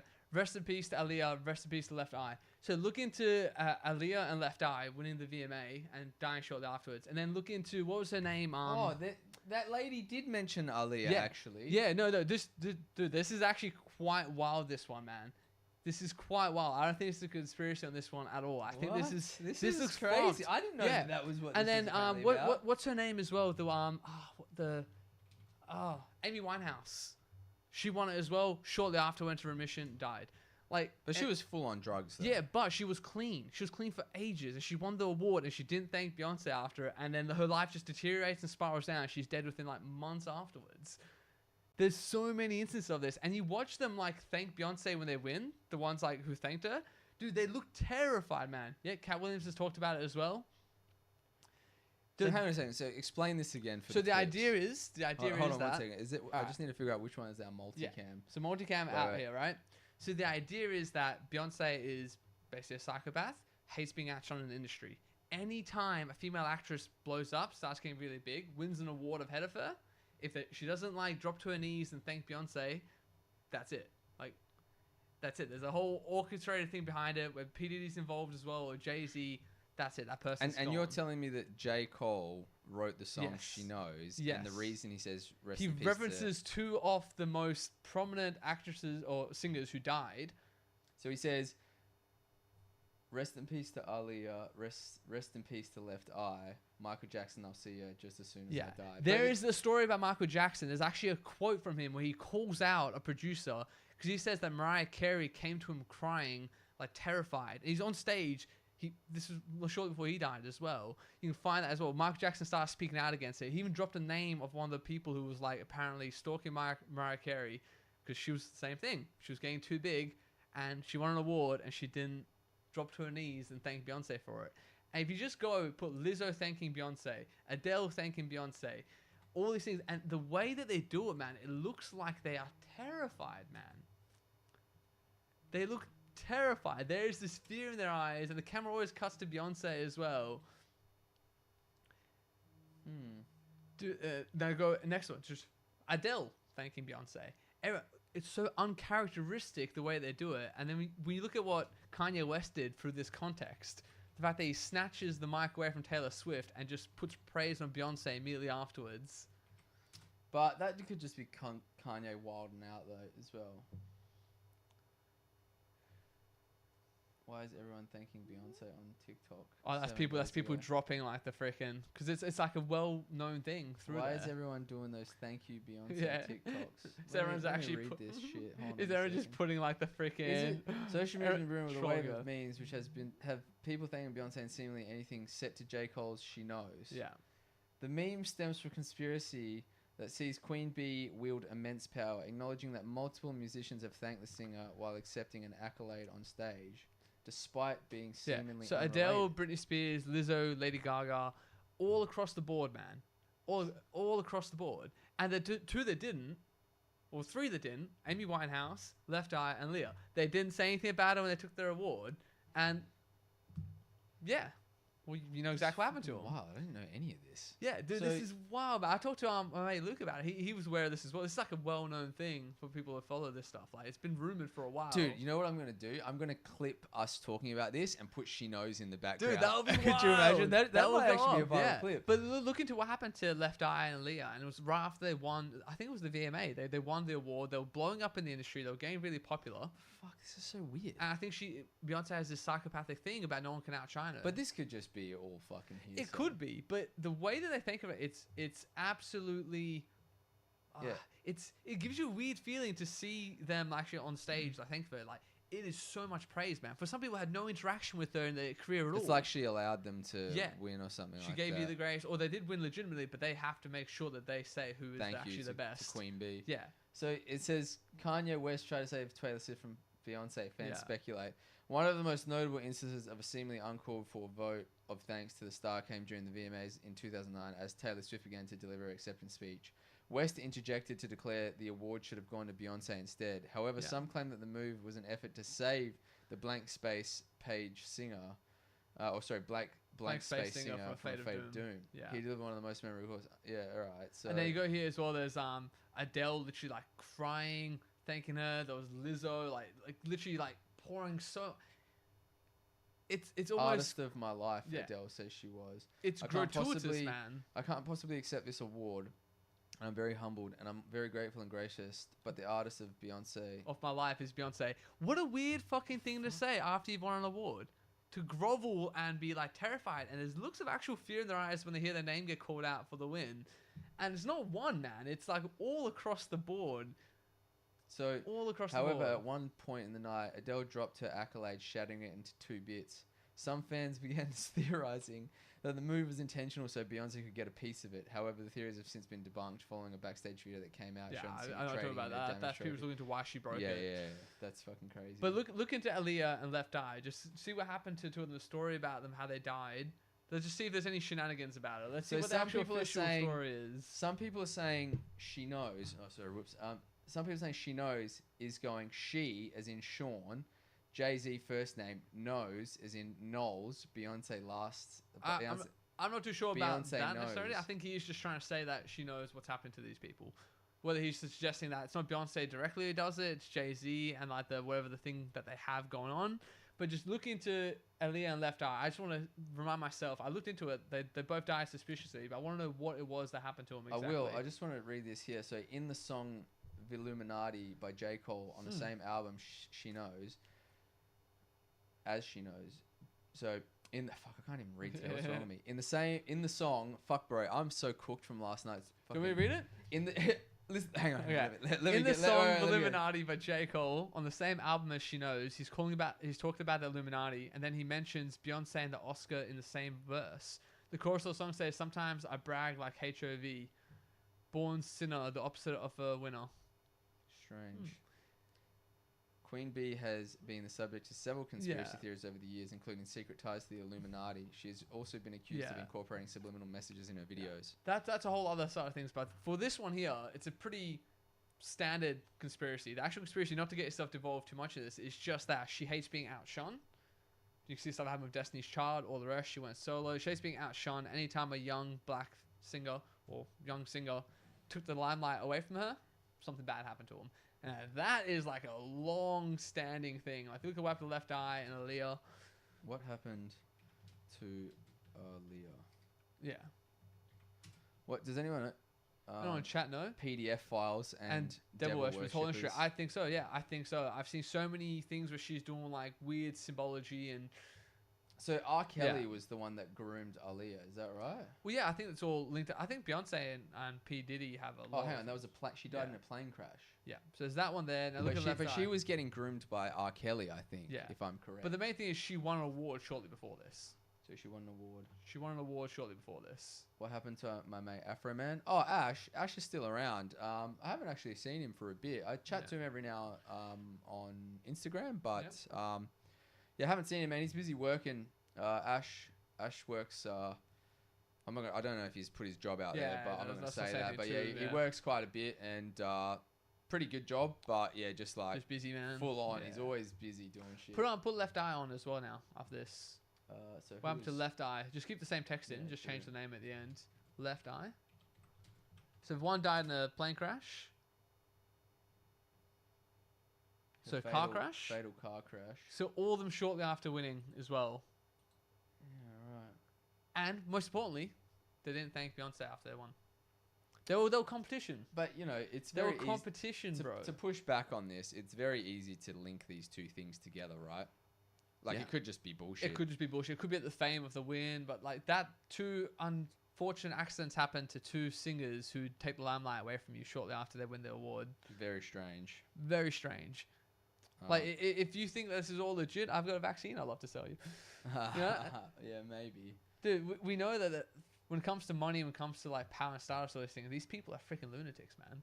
They're absolute Hollywood lunatics. has been Hollywood is fully crazy. exposed the Have you heard last year or so? an interview with Rihanna when she was 16, where she's talking about what it was like to sign for Jay-Z Records. She said she came there to the hotel they were at. They had a meeting. They were on the 22nd floor. She said that they locked her in there. She was in there for like till 4 a.m. And then Jay-Z told her, you either sign this record. There's two ways you leave this building. One is with this record deal. The other one's through the window. He said that to a 16-year-old Rihanna. There's a quote of her saying this in an interview. These people are psychopaths, man. Is that actually 100% Yeah, that's actually legit? 100% legit. Because 16-year-old Rihanna discussing signing with Jay-Z. Yeah, I'm going to give you this. Yeah. I can't fucking type or speak today, bro. Yeah, I'm easy, in the bro. fucking state. Sorry, everyone. Easy, bro. You just touched on such a freaking... I'm still learning about this one. This is a fresh conspiracy to me, but it seems legit that these people are fucking sociopaths, man. They've listened to like some of Eminem's lyrics. I think he's been dropping hints about Didn't this for he a call long out time. Diddy in one of his like most He recent did, yeah. songs? He said before all this as well? he didn't just misspell rapper without a P. Diddy. She spells it R-A-P-E-R. It says, oh, whoops, I just misspelled rapper and I left out the P. Diddy. Oh, right. Yeah, it was I like see. literally call him a raper. Like, Mm, it was really clever as well. I see. But this one here, let's yeah, bro, we'll wrap this one up soon. But this is actually insane. We have to touch on some Reddit stuff as well. Yeah. So we didn't let her leave. They kept a 16-year-old Rihanna. He was 30 at the time as well. Hang on a second. So what's this say here? So this is an article about it. He held her in his office until 3 a.m. to secure her first record deal, where he got like almost exclusive rights to her in perpetuity. So like complete fucked up sort of deal. And Rihanna was getting quite big at the time as well.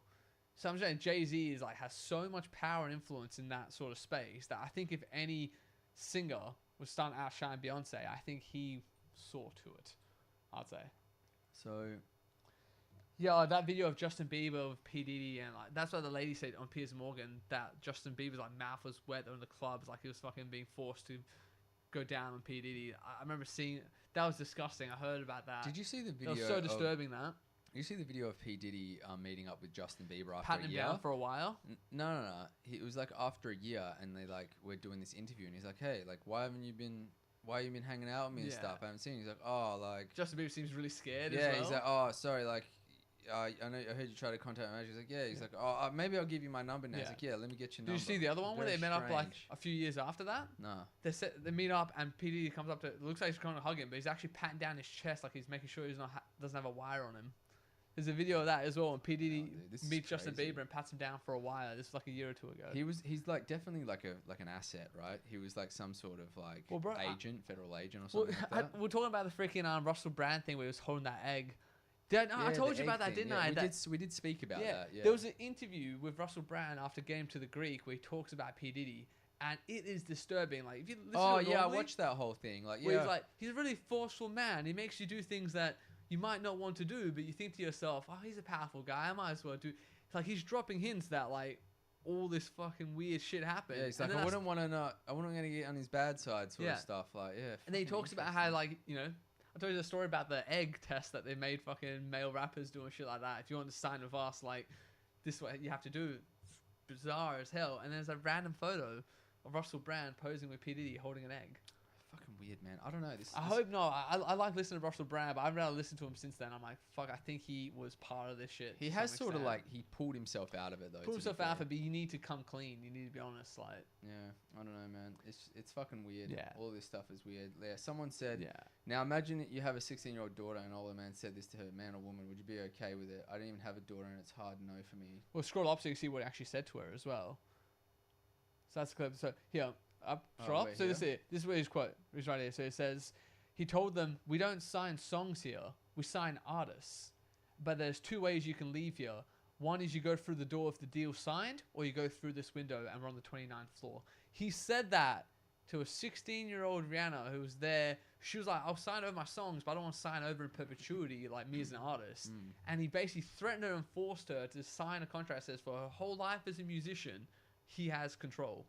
So he's control over what music she can make, where she can play, everything. He's in control. That is like so dystopian. She's like a first world slave under that sort of scenario. Yeah, I think the music industry is like that though, isn't it? It is, yeah. It's very fucking scuffed. Yeah, Taylor Swift, she had to redo all the songs called the Taylor Cut so she could actually have the ownership over her own songs. She told all the fans to never buy Taylor Swift songs on Apple or Spotify, but to only go to Taylor's Cut because she had to remaster all of them because she didn't actually own her music. Yeah, right. And she'll never own it. That's crazy. Yeah. Yeah. Dude, it's wild, man. It is wild. I reckon we'll probably have to call this one here. We've got ourselves into a really juicy topic, but it's very late in the day. But the Reddit, man. The Reddit. The Reddit. What time do you need to bounce? Now. Oh. I'm already running late. All right. We get caught up into the craziest shit just as I'm about to leave. I know, dude. We do. I bet next time we'll actually start the episode by going through Perth Now Reddit clips and just finding the wildest shit through that. We got it. I will touch on this because I've read the paper. I was telling you I was reading the paper Oh, each day. yeah. Taxpayers are going to fund the niche living payouts. They are doing that. Fucking hell. The fund has run out, so taxpayer money, rather than going after the guy who made the money for the whole thing, who still has the money for the whole thing, or frozen assets, all the rest of the stuff, taxpayers are going to pay out bad financial purchases of other people. So just explain to anyone that's just tuning in quickly this sort of process here. And shout out to the people on X, by the way. And Twitch. Thank you, everybody. Yeah, this is a very local issue for us here, but we have like a builder called Niche Living who basically took on too many jobs, didn't have the money to actually finish the jobs, left people who've paid almost like the full price for the houses with a slab of concrete and nothing else for 18 months, was it? More than that. More than that. It's People like 2-3 paying a years. mortgage and rent for a place to live at the same time, basically financially being put under stress, basically went insolvent, right? That's basically what happened to them. Oh, what's the text on yours, by the way? You got red text on you. Oh, whoops. Did someone fucking subscribe there? Whoopsies. Put that in the front. I don't even know who that was. Sorry, whoever that was, thank you. If you I subbed appreciate or that, something guys. like Sorry about that. We normally will give you a shout out, but we just let that one slip. Yeah, I actually need to. Thanks for reminding me. I need to turn off the alerts. But anyway, I was going to say, carry on. Yeah. So basically, people got left with a slab of concrete and nothing else, whilst they're paying for their mortgage, they're paying for rent still for a place to live. Yeah. So the company went insolvent, basically. Basically, we can't finish your buildings. We don't have the money to do it. They basically declared bankruptcy. I think they filed for bankruptcy. I think it was. Yeah. So essentially, Niche Living was they weren't going to get put back up for their builder's rego. And if that didn't happen, then the people could access their home indemnity insurance. It was up to $200,000 to finish their builds. So they went to the state administrative tribunal, and essentially SAT said that we are going to renew his builder's license. So that meant that people couldn't get their HII, and then they found him essentially building his own multi-million-dollar his wife's house house for his was being missus, built, right? His wife. Fucking hell. And then people were like, mate, you've got like all these slabs put down. You haven't done any work for 2 or 3 years on our properties. Yeah. And now you're working on your missus' house. So anyways, And the trick is, as soon as you put a slab down, you have like, it's a trick, isn't it? Once they put the slab down, technically they've started building, so you can't actually try to get your money back. That's you right. can't claim that you don't have the house or anything like that. You have to start paying your mortgage, basically, that you've got on the thing. Yep. So that's just insane. But basically what's recently happened is that, so they've took away his license, so people could apply for this insurance. But then the insurance company is getting bailed out by the taxpayer because they can't afford to pay everyone out. Yep. So people like me, Louis, anyone else who works in WA, who pays taxes in Australia, you are funding this whole process now. Yeah, so this guy's, not to mention, the Niche Living guy is a multi-millionaire. Yeah. But He's a multi-millionaire, and when they went to SAT, and it went to the court case, they decided not to go after him specifically for money to fix this issue. They decided to go through not letting him build houses for 10 years, and he can't make another building company, he can't right? Phoenix, basically. Yeah, so that allowed people to get their home indemnity insurance. Yeah. But now, because the funding that you're saying has run out, I don't understand how that works, because I thought the home indemnity insurance comes from the the insurance companies. Yeah, but the insurance companies basically gone to the government and said, hey, we can't afford to pay out all of this. We're out of money now. That's so what the they government, said. Yeah, so the government's stepping in now. But basically, the worst thing about this, and I say it all the goddamn time, taxation is fucking theft. It is theft. In what world am I now paying off these people's houses?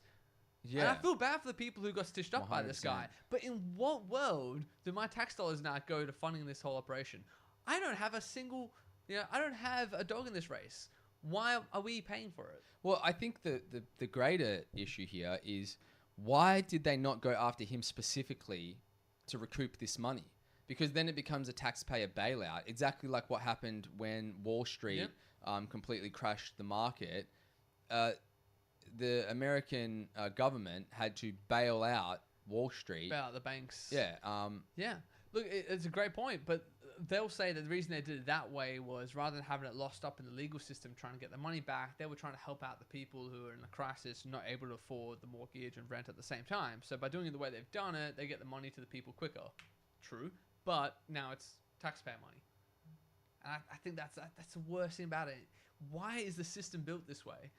That the money that gets siphoned off us, we have no control of where it goes afterwards. We have zero control of where this money goes. I hate it so much because it's like, the idea that they can spend my money better than I can really pisses me off. Well, yeah, it's this weird double-edged sword, because it's like, if you're giving insurance, and what is the home indemnity insurance good for then, if it can't cover everything? I don't know. I don't understand the full logistics of it. I don't think it's ever supposed to be activated in this way, where you've got this many people needing it exactly at the same time. Activating it all at the same time. Yeah.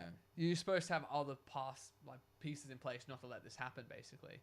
And that's the real crime of it. Like, there was no protection in place. And I don't want to blame the people who got duped, but at the same time, it's the system that's built this way, because what happens in WA is that the builders have a huge power, it's not an imbalance, but kind of like the power balance is fully geared towards builders. Whatever the builders want, the builders get. Yeah. So any sort of regulations or, laws to be put in place that would restrict or reduce the builder's ability to do whatever the fuck they want is never going to come through. One, because the builders host all these little parties that all the politicians go to, and they're all fucking seen going there and having a good time and drinking champagne. Wouldn't be surprised if there's some video footage from some back rooms there as well. The same way we found Diddy and Epstein and all the rest of that. There's been so many scenarios where big builders have invited politicians to go to these little parties, and they get whatever they want, and all that does is hurt the industry for the builders that do the right thing, but it also makes it so risky for anyone to want to build a fucking house because it's completely geared against you.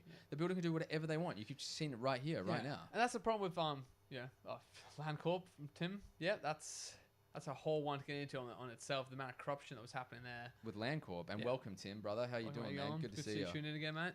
But that's the thing with a lot of the bureaucracy that we have. It's like they will only ever encroach with their laws on you because you can't defend yourself, right? You're not the donator. You just vote for them. Your vote's pointless. If they buy out both sides of the parties, what the hell does your vote matter to them? Yeah. So that's the problem with all these laws they put in place. The only law that will be passed is one that encroaches on your freedoms. It will never be one that stops you from getting ripped off. Very rarely will they actually pass a law that tackles the big issues because why would they? Yeah. The building industry right now is fucking all I want is the government to just take less of my money then. I don't trust them to do anything for me. I don't trust them to help me in any way. If you do trust them, I think you leave yourself very open towards corruption and exploitation. Because you don't know who they are. They don't know who you are.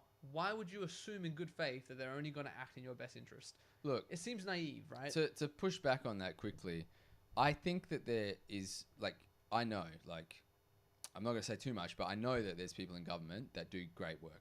100%. Oh, I would agree with that as well. And it's not the fact that taxpayers, they're just taking taxes. They're like, I'm taking people's money and shit like that. But just the way, when people know they're dealing with the government, they always quote more, right? So that is the people costing the people money too. Yeah. If you know you're doing a government contract, generally people will tack the price up, right? So if you've ever done that, then you're part of the problem too. But think of it this way, right? If I put it this way, stop thinking of taxation the way you think about it right now. Think about it as if you're purchasing a service, because that's actually what it's supposed to be. Your taxes are supposed to be buying you services that keep your society running, right? If you're going to do business with someone, who would you rather do business with? Someone who you know, at least the face and name of? Well, like niche living? What I'm trying to say to you is that with the government, you don't know who it is, you don't know where the money's going, you don't know who's paying, you don't know what product they're doing. There's no accountability to you. But there's no accountability even if it's not. But when you at least choose who you do business with, it's a way more direct. You can still get ripped off, but it's way more direct. It's like 1-2. It's 1-2. It's you and the person providing the service. And if you have an open market, you can choose who you want to provide you the service. And if someone's being dodgy, you find out. You're going to do business with niche living now? No. Why not? They're corrupt as fuck. Are you going to still pay your taxes? Of course you are. It doesn't matter how corrupt your government is. You're still going to pay your taxes. Yeah, but... So there's no accountability. I think what you're saying, the government is corrupt. No, I'm not saying it's corrupt. I'm saying that even if they were, you still have to do business with them. And that's the problem with the way the taxation system works, is that there's no choice for you. Hang on a second, though, but if no one if you didn't have to pay tax, then a whole bunch of shit that does get done by the government, which is good work, would not happen as well. True. But I am skeptical, and the key word here is skeptical, that it's efficiently run. Very skeptical. I think it's very wasteful. And you said it yourself, it's the incentives that are all wrong. Right? You said that people overquote when it's the government because it's not their money. They don't care about spending the money. I do think we need government, but I don't think the way the system currently works with how much money goes to government, how much it spends, how much it takes from people. Man, they fought a revolutionary war over 2% on tea. Tax. That was enough to fight the monarchy. We get taxed 35%. We get taxed on payroll. You get taxed on a purchase. You get taxed when you try to sell something. You get taxed when you try to buy a stock. You can't. 100%. I think I agree with you. I don't know if I completely agree with your criticisms on government holistically. I definitely agree that there's too much tax. There's too much tax on too many things, I think. Yeah, well, Tim's just said, imagine if we could opt out of paying taxes and they didn't get our tax at the end of the year. What if you could what if it was a scaling system as well? What do you mean there? Pay your taxes. So instead of the taxes coming out of your account every time you get paid, you just pay it once at the end of the year. What's the difference? Well, Tim, do you want to explain what the difference between that would be? As far as I can consider, it will be probably the same still. What would be the difference in that? Not getting your tax taken out. Or to pay back, getting it right at the end of the year. Probably you can move your money around a bit better. Why would you? So you're less. saying that you would get like a lump sum at the end of the year, based on what your income is. Yeah, but how would that change anything? It's the same. Well, you could invest the money. You could have losses throughout the year that then actually knock down your taxable income, and you're not counting on the government to assess it and actually, give you the reimbursement. But then you're at the risk of not being able to pay your tax at the end of the year. Yeah, declare bankruptcy. It's fine. That's how it used to be? I didn't know. I have to look into that. I've never had that. But all I want to say on my main core principle and criticism is... I think you need to flesh it out because the way that you're speaking right now, you're saying government's corrupt, they take my money, they waste it, they don't deserve it, blah, What do you blah, think COVID was? How much do you think we paid per one of those vaccine doses? Yeah, I know what you're saying there, but what I will say, give me one quick attempt here just to re-pivot it a little bit. Let's put that into one box, whether or not I think the government's corrupt. Let's put corruption in one box separately. My main thing that I'm saying is that, as a core concept, to believe that someone will act in your best interest, the further removed they are from you, the further away they are physically, emotionally, culturally, the further away someone is from you, the less likely you should be to assume that they'll act in your best interest. The less accountable they are to you, the less you should trust them. That is just a core concept of life. You should trust your family more than a stranger. You should trust your neighbor more than a foreigner. Of course, that's just core human psychology, sociology. That's human behavior. The more close-knit ties you have with someone, the more you should trust them. Now, here's the thing. Let's say you get paid, tomorrow. I say, hey, Louis, can you give me 30% of your money? You would think, well, that's a fucking lot. But at least to some extent you go, well, Darko knows me. He's not going to rip me off here. There's at least some trust there. But then if you come along and say, some politician doesn't know who the hell you are, is just going to take 33% of your money, and you should just assume that they're going to spend it well. You should just assume that they're going to provide you something for that. You should have so much more skepticism for the government than we do. I think that what you're saying here is valid, but I think the part that you don't like is that you're saying that you don't know where the money's being spent, and you don't have any way to know or what they're going to spend it on. So you're saying that you don't like that idea that you have no sway on where the money goes. I don't trust that they're going to spend it wisely because they don't need to, and I don't trust they're going to spend it in my best interest because they don't need to. That's what I'm really worried about. But also taxes go to doing hospitals, roads, all that sort of stuff. Yeah, they go to paying pensions apparently as well. Yeah. But I know they don't do that well. True. But these are things that it does go to. Yes, but what I'm saying is that if I had, let's say, this is the best example I can put to you, right? If you had your parents who needed a pension to survive off, would you just trust that the government is going to make sure they're taken care of? Or would it not be better for your parents if you just took care of them? Whatever money they took from you that's meant to go towards pensions, if you just had that money and you could give it to how many pockets does that line all the way down before it gets to your parents? Yeah, but how many career bureaucrats does it pay for before it ever touches your parents' pocket? But I'd say a lot. But you're saying that it's only that the government can be corruptible, but the person themselves that you're saying, if you were to do that, you're corruptible too. Yes. But I'd say it's more likely that if everyone had that power, they are more likely to be more corrupt than it is to have an overarching entity that has to be held accountable in the public eye. But they're not in the public eye. They kind of are. You only know the politician that you vote for. You have no idea who the bureaucrat is who actually decides where your budgets go. True. So what you're saying is that there's not enough clarity in what's being done. I'm saying there's career bureaucrats who are just completely inept and spend money willy-nilly because it's not their money. There's no... The incentives aren't aligned properly. Right? They don't lose their job for failure. Most of the time, they renew their budget for the next year. Success actually gets punished for them. As soon as they fix a problem, their department gets shut down. So you've got like the completely backward incentive structure, and yet they take more and more and more, and it's never enough. They never have enough money. And you saw it just happen right now. We're paying out this insurance thing. We're paying it out. That shouldn't even be an option. Yeah. It shouldn't be an option that I have to now dip into the money that I make to go help someone else get a house while I still don't get my own. Why is it like that? That's so broken. I have no idea who these people are that money is now bailing I out. think I agree with you, but I think that this is an idea and a concept that you've been thinking about for a while, but I don't feel like you're fleshing it out well enough. Yeah, I don't think so either. I think it's close, but here... Hold on, let me just read chat here. So, COVID was the biggest scam. They're currently having a guaranteed income. Yeah, but what do you... Yeah, but by paying it at the end, it should still be guaranteed if you have to pay it. Yeah. So I don't see how that would change unless you're saying that because they don't have the money at the time, they have to be stricter and tighter with the money that they spend. That's actually that I can understand if that's what you're implying, Tim. And Ladder said that every government in the world is corrupt and we're far from democracy. Agree. And the libertarians are looking good. Yeah, look, I'd agree on that as well. I'm much more towards that side. But my concept is, and what I want, you're right, I need to explore this better, is that I'm trying to come at it from a psychological point of view, which is that the more removed someone is from you, the more skepticism you should have towards them. Right. And their claims that they're acting in your best interest. That should be the standard, right? And then the closer tie that you have with people, like Ben Shapiro has the best quote. He says that you should be, a socialist with your family, a communism with your close friends, and a libertarian with your neighbor. Like, the further away someone is from you, the less you should be trusting them to act on your best interest.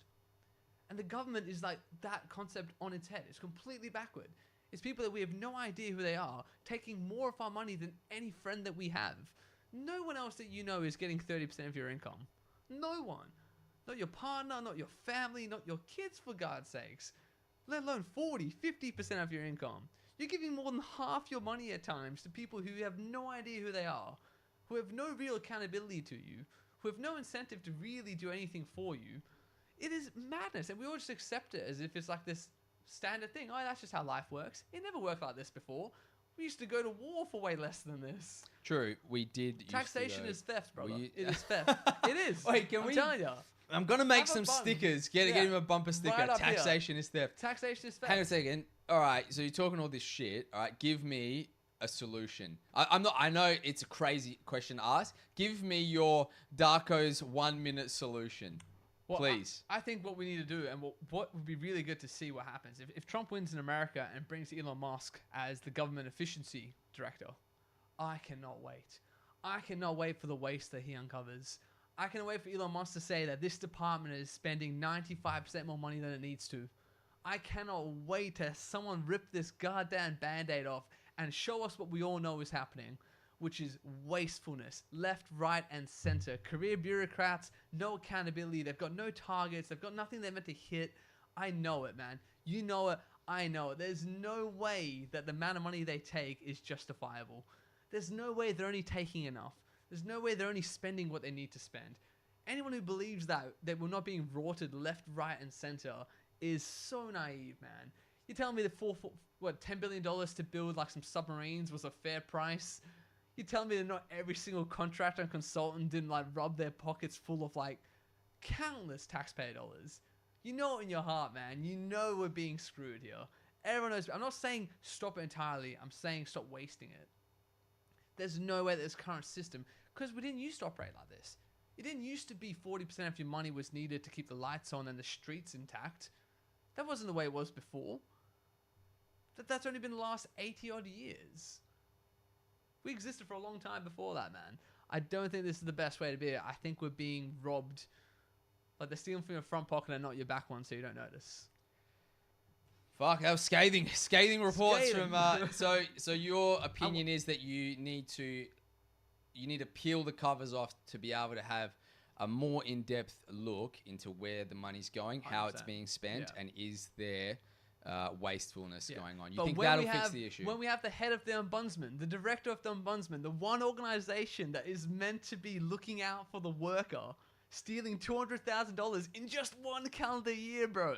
The director of the department that's meant to protect the worker against corrupt businesses, that's what the ombudsman's there for, stole $200,000 in 1 year. Think about that.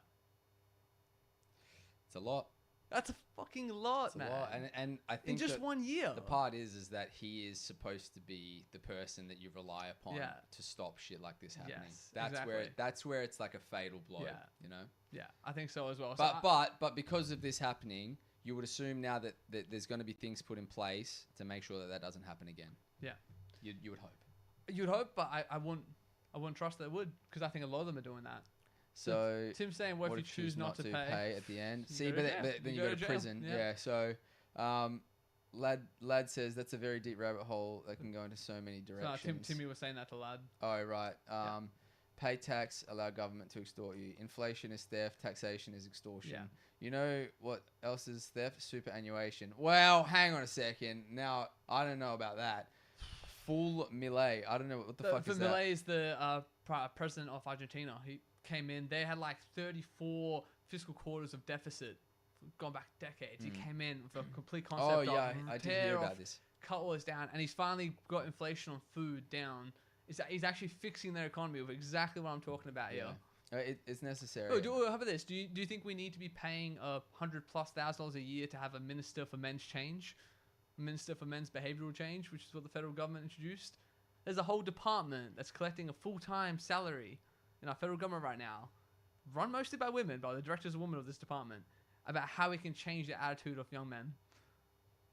That is what my tax dollars are paying I'd have for. to look into the as a concept. pure concept, Yeah. to be. I'd have to see what they're. I'm not gonna make a judgment on something I haven't seen. You know me, I'm pretty objective. I'll look at some shit. I'll make a decision, but, I haven't seen anything on it, so I won't comment too much. My eyes were open during COVID. That's the main thing. 100%. I saw just how much money they spent and what they spent on those apps, for God's sake. Dude, man. the apps, not to Apps mention alone. that fucking center that they built. Yeah. That like the Quarantine center that's just now like being empty. I don't know demolished. what the fuck they're using that for. At Mike Benzie Cyber. I don't know if you're tagging someone there, bro, but shout outs to that. If there's an NGO or a bureaucracy in place, someone is skimming Guaranteed. cash. Yeah. Guaranteed. Here's the thing Guaranteed. though about super. I actually like super because I know it's taking your money now, but in the last I think the last 6 months, I've made like 12K on my super. Like, Bro, like what people are compounding. saying- So it's once it gets above Yeah. a certain amount, the returns are actually fucking How about legit. this? The reason why people are complaining about super is because you think you have that money on there, but that money's not really there, right? What's happening is while your super's in there, there's rich people who are gambling around for your money. They're making more money on your money. Yeah. And they give you a small little cut, and that's why your super goes up by a bit. You'd be better off having that money yourself and investing it yourself and getting the full cut. 100%. That's another one where it's just like, Hang on a it's second. communist. You say investing. this though. Not for but everyone, of course. No, people don't know how to fucking invest. Yeah. Me and you invest, but Yeah. we don't 100%. We're not the greatest investors. We invest and we're decent, but we're not great. Think about this, right? Think about how poor people are. I mean, I don't mean poor people. I'm saying how poor people are. Let me rephrase this because it sounds like I'm saying poor people. Think about how bad people are at using their money. I get what you mean. Yeah. Think about how wasteful just the everyday human is with money, the way they invest. They're putting money into random fucking crypto scams, blah, blah, blah. And you're telling me that, okay, at the end of these people's life, they've got nothing to fall back on. They've got no super. And you're complaining now that we have to bail people out for niche living. Think about when all the next generation of old people start coming through. They fucked around with their money. They made poor investment choices. They didn't get any returns back. What the fuck do you think is going to happen to tax then? How much of the overall super funds do you reckon get pilfered? How many people the concept of it I agree with, but I do not trust anyone, unelected bureaucrat, to be running super. I don't trust. But the you can go to a private company. You go to a private company as well. I go through a private company and I can see everything. I can choose where I invest, the percentage of it, my returns, the risk ratio, Louis, what you all can that sort of see, shit. what you can see is a number on a page. Yes. So what happened to a lot of people in the States, and South Park made great fun of this, you thought you had money in a bank because you saw a dollar amount on the page. That dollar just turned to a zero. The bank doesn't have it. What was the bank doing with the money? What was the great bailout? What was it that happened there? They were gambling with people's savings. They were investing it to try and make more money, give you a tiny little cut of it, but they were making themselves rich. As soon as they made a bad investment, their money was no longer there. You hold the bag at the end. That's it. So you're super and you think it's there. You think it's just mystically building and they're putting it in a vault and they're not touching it. They're not, man. They're gambling like crazy with that thing. No, I know And that. if they win, you win a little bit. If they lose, only you lose. Those CEOs have got their pay. You're not getting your money back from them. You saw what happened to niche living. They didn't touch the guy's money. No, yeah, but That's what I'm saying is it's a problem with it. What you're saying though is not very likely to happen. It's happened twice. Yeah, but It's happened twice in our lifetime. in terms of like going from your money to nothing, the chances of that happening, I don't think are that high. Yeah, but they are gambling with it. 100%, but Yeah. you're gambling with it too. Yeah, but let me control my gamble. Yeah, but these you can. If I lose, I lose everything. If I win, I win everything. Right now, if they win, well, you can do. they it. win Hang on a most. second, but you can do a Well, fully self-managed super fund. most people should. You can. Yeah, You can, but why don't they? most people can't be bothered because it's No, it's no, built in. no, that's not true. Why I don't do it because I can't be bothered. You But I can't be should. bothered. You can't be bothered. What, investing for the money that you're going to make a return on, or Yeah. is it because you think that you can't do it as well as people that have tools that are made for it? Perhaps I think They have years of insights. So you think look their at tools are made Vanguard. for? Vanguard has 100 year of Yeah. data that they can look at trends, they can see returns, they know what's going to happen, right? So yes, they're taking your money, they're gambling like fuck, they're reaping a huge reward, Yeah. but you have the safety of knowing that these people are fairly good. They've got a Do lot you of. trust them? You have to trust them. You have to trust them. I enough. don't. I'm not saying that. Do I trust this person's not going to fucking make some crazy gambles? Absolutely, they're going to make that. But you have the choice there to completely do it yourself. What I'm saying is that if you do it yourself, say people do it themselves, I reckon they're going to be 80% worse off at the end of their career at retirement than if you go through one of these companies. 100% guaranteed. You'll get to the end, you'll be fucked. Just read the chat here quickly. Superannuation with fees and charges, lack of transparency with the provider, lack of access to your funds, investment risk with your money, and government regulations will completely ruin you when you retire. True. Why can't you just super buy a house? People have a lot of cost of living crises right now. Here's the thing as well. You're saying that it will help the retirement, help the golden years. That's what we're covering for. If you gave people 10% more of their money now, you could buy investment property, which could be the thing that you retire on. You're talking as if every person is going to do this. Yeah, you're wrong. That's you fair. know, But you know what people are I know like, what man. people like. You're You right. know, you give people 10% more, they're going to fucking waste 10% Blow 10% more. I think you're right. But You- I you- just don't. I don't trust it. Lab Bible is saying scroll up a bit. Scroll up where to. Keep going. We've already read everything. Yeah, we've read everything, already yeah. read everything. Easy. Unless we're missing something. Yeah, with Super, you get leftovers after everyone else has scavenged it. That's the thing I'm talking about as well. It's because Most of the non-profit super funds, yeah, they donate to the Labour Party. donations, campaign funding. Same for big build contracts involving unions. Yeah. What are you wanting me to scroll up to, lad? No, the thing is here is that I don't disagree with what you're saying, and you have the ability to self-manage your super fund. What I'm saying is that the unfortunate reality is that people need to be protected from themselves. So when they get to the end of I know people that right now don't pay super, haven't done, they're tradies and stuff like that. Bro, they're fucked when they get to that age. What do you think's going to happen? They're going to become homeless. People are going to have to, what the fuck's going to happen? It's going to spiral into a worse situation. Yeah, I agree with that to some extent. I think you are right that people can't be trusted to do things, but it's a dicey area to say that the government should step in and regulate what happens to your money because you can't be trusted with it. That's just a dangerous concept. It's a dangerous concept because right now you're saying that they're doing it for good reasons. Are you saying doing that it to the government is controlling your super though? Superannuation is a legislative thing. It's You have to pay. legislated. That's yeah, what I mean by it, right? No, okay, right. Yeah. Okay, fair So enough. I don't know. I would say that the freaking libertarian in me says, again, pull away from that. People should decide what happens to their own money. Because I don't trust. As soon as you have these shadowy figures, all you can see, and you think you're in full control of it, 'cause you can see that number pop up onto that screen, but you have no real idea where that money's gone, where it's moved to, who skims off it, how much they skim. You don't know. And you just got to trust these like shadowy corporations that they're doing the right thing by you and that the money will be there when you retire. I know Do you know most banks don't even hold the money that you think you have in there? If you went to most banks and tried to withdraw your savings, couldn't immediately get they it. don't have it. Yeah, I know. With the fiat currency that we have and how dodgy that is, you have no idea. Yeah, you literally But put if it you in, got it's that just- money now, you could at least tangibly spend it on things that are real, things that you know will be there when you retire. You don't know that that money will be there when you retire. But what I'm saying though is you They can, could say they you don't can have it. self-manage a super fund. they could inflate the dollar so much that the money you have in there in 30 years' time is worth half what it would have been. But you can. What about that? You can self-manage manage your super I fund. agree. So perhaps the way to fix this is to teach the younger generation through school how to run a super fund. Make it be an opt-in, opt-out. Then it's people's own fault. If you don't opt into it and you go to freaking retire, you have nothing. That's on you. On you. No one else bails you out. Because no, you can't do that. Yeah.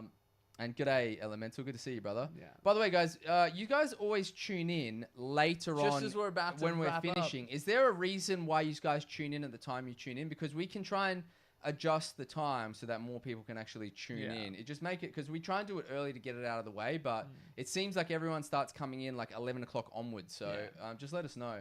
We can plan the day around. Yeah, we can figure it out. FTG. Yeah. We can't be trusted with it, but the companies risking your money can be. That is the bit that's dead on. Pros Timmy. of enforced savings. Yeah. No. That's but also what- both good. Tim's you're also right. made a great point. It's enforced savings, and most people don't have savings. Yeah. I think the retirement plan for most Aussies is like win the lotto.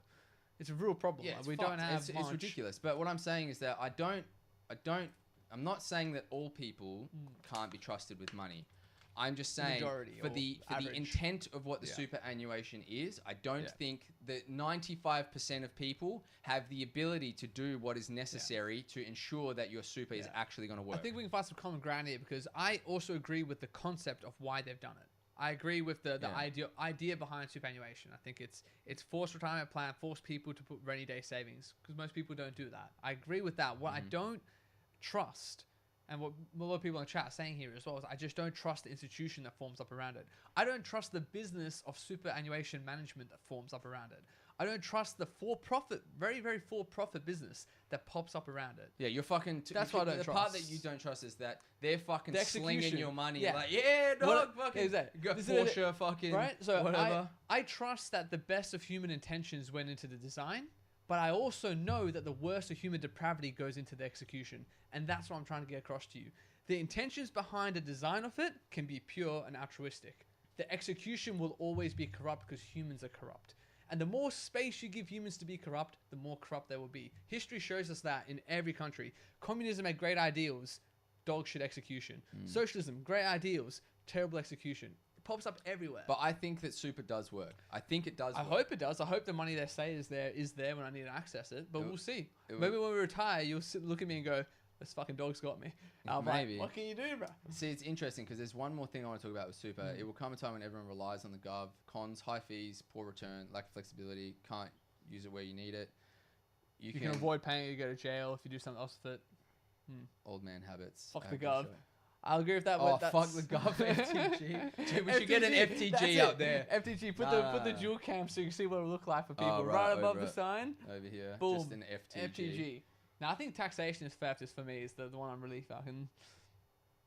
It's shares. Yeah, they not gamble with cash. your money. It's shares, not Look, cash. here's the thing. There's Yeah. the other thing as well. What are your thoughts on salary sacrificed and matched contributions? Because Yeah. where I work, if I salary sacrificed a little bit more for my super, or maybe not this place, but where I used to, they would like if I did an extra $50 They'll or chuck in whatever, they'll double. match Yeah. it. So that there you're like Yeah. you're getting free money out of that technically to But some extent, right? What I don't like about a lot of this is that the money that you have saved in there, right? They're constantly devaluing our dollar. Always. You're better off really buying tangible things that won't devalue as much as we are seeing the dollar devalue. Yeah. I mean, the fact that you pay like literally $8 for coffee now or fucking $5 for a loaf of bread, like, and the fact that 40 years ago it was $1 or 50 cents. Yeah. You really got to think about that for a second. That if 40 years ago the government took 10% of your money and saved it for you to retire on, yet things got 4 times as expensive, the money they put away means dog shit. It means shit. It means so little. You're way better off having that money when you were earning it, when it was worth what it was worth, than you are getting it in 40 years' time when they've inflated it by a factor of 4. And that's the problem. That's right. If you were working from the 70s under the superannuation system and you put aside 100,000 Australian dollars, in 1970 you go, 100,000 Australian dollars? I can buy 4 properties and retire for life. I'm going to be set. Yeah, take 10% of my money. Great. When I retire in 2020, I'll have 100 grand. Brilliant. 2020 comes along. What the fuck does that 100 grand do for you now? Yeah, but you're assuming that these people would save the money. No, but what I'm saying is, let's say the exact same system we have now was in place in 1970. You were 30 years old in 1970 working. Back then, you could buy a house for about $20,000. Yeah, so What I'm saying is, if they were taking 10% of your salary back then, over 40 years, if they, let's say you got $100,000 at the end of it, because your salary wasn't that high either. Salaries were only about 15 grand in 1970s. What I'm saying for you is, if inflation holds its rates, the money they're taking from you now will be worth less than whatever interest you think it's building. We can see that. Because but your money will come. As you get more, as you make more contributions. I think it's after the 200K range, the amount of contributions that you're making get outdone by the returns that you're getting back. Yeah. So there's a certain point it starts really spiraling. The number serious money. The number that's in there starts going up. Yeah. But what that number can buy is less and less and less as it inflates. Yeah, but so people say, people say that if you invest into the stock market, that's a better return than just keeping it in your bank. Yeah. But that's the exact same thing as what super is doing. So technically, doesn't that make more sense? What my problem is with this is that what you can buy with that money will be less in 40 years' time than it is now. But your money is also compounding at the same time. I don't think it's scaling as fast as inflation is. And the reason I say that is your pay hasn't increased by the same scale as property prices. Everyone knows that. Property prices have gone up by a factor of 40. Your pay's only gone up by 1.5 in the same time period. So what I'm saying is in some ways you might be better off having the money now to spend before it's been inflated and worthless than you are to get in 40 years time. I do know that, but we need to break down the numbers. You know what? You should break down the numbers. Yeah, if you guys want us to break down the numbers, we'll get Darko to do it. We've fucking gone well over time here. Yeah, we need to go. But if you guys like our content, man, please fucking like, subscribe, follow, whatever the fuck it is. Just joining Elemental as well. It's good appreciate to see you again, man. Elemental. It's been a long time, brother. Shout out to everyone that tuned in today, man. I'll give you guys an air horn for that. Yeah, really appreciate it's nice to have you guys here conversing back with us and stuff and getting involved in the conversation. We're trying to take down the government. That's what we're trying to do here. We're trying to find a way. Look, we're trying to we're just I am Louis. I'm not trying to take down the government. I'm just a guy asking questions, brother. I'm just a guy asking questions. Senator Rennick is really good as well. I really like him. But cheers for joining us, guys. I need a bounce. I think Darko's got to get out of here. Easy. Also, no one ever got back to us. Do you guys want us to do a later potty? Because you guys seem to tune in way later on. So let's do maybe it is just most people get that time around midday. Maybe we do start doing maybe around 11. Maybe we could do it 11 o'clock-ish or something I'll do some of my stuff I normally do in the morning, so it's fine. Yeah, can we do 1 p.m.? Yeah. I mean... Probably, it is going to be summer out here, so we'll be getting boiled. Unless we get some better fans. We're going to have to get something in here. I'm going to have to sort something out. Yeah, but easy. Yeah, thanks, fellas. Follow us on... We got Insta, TikTok, Twitch, YouTube. I'm going to start putting some clips up of this stuff as well. If you get a chance, please share it around or some shit. I know it's easy. Tim's saying if we give him a heads up on X earlier, we can do that. I can start doing those posts with the time. Oh, yeah, that's sweet, man. We can give you we can do I don't know, we'll tee a post up or something like that. Choose Elemental, by the way. This took a long time for us to put this together. We're working on this for a while, man. This took so long. I had to fucking repaint everything. Yeah. We completely moved the room, set up the cameras differently. We've got lights fucking everywhere. It feels great. It feels like we're actually more talking to you guys as you guys tune in. It felt a little bit clinical before, and there was surgical almost. Yeah, surgical. There was devoid of any sort of color. Yeah. But now it feels like a real podcast. You just need a big FTG here. That's FTG in the middle there, I think. Yeah. Taxation is theft. I don't know. We'll figure it out. That is hilarious, though. That's actually I love it. Bro, but no. It's all right. See you guys. We'll call it there. No, that was such a random way. You were like, see you guys. I need to go, bro. People are freaking... I know, fuck's sake. All right. On me. I'll catch you, everyone. Take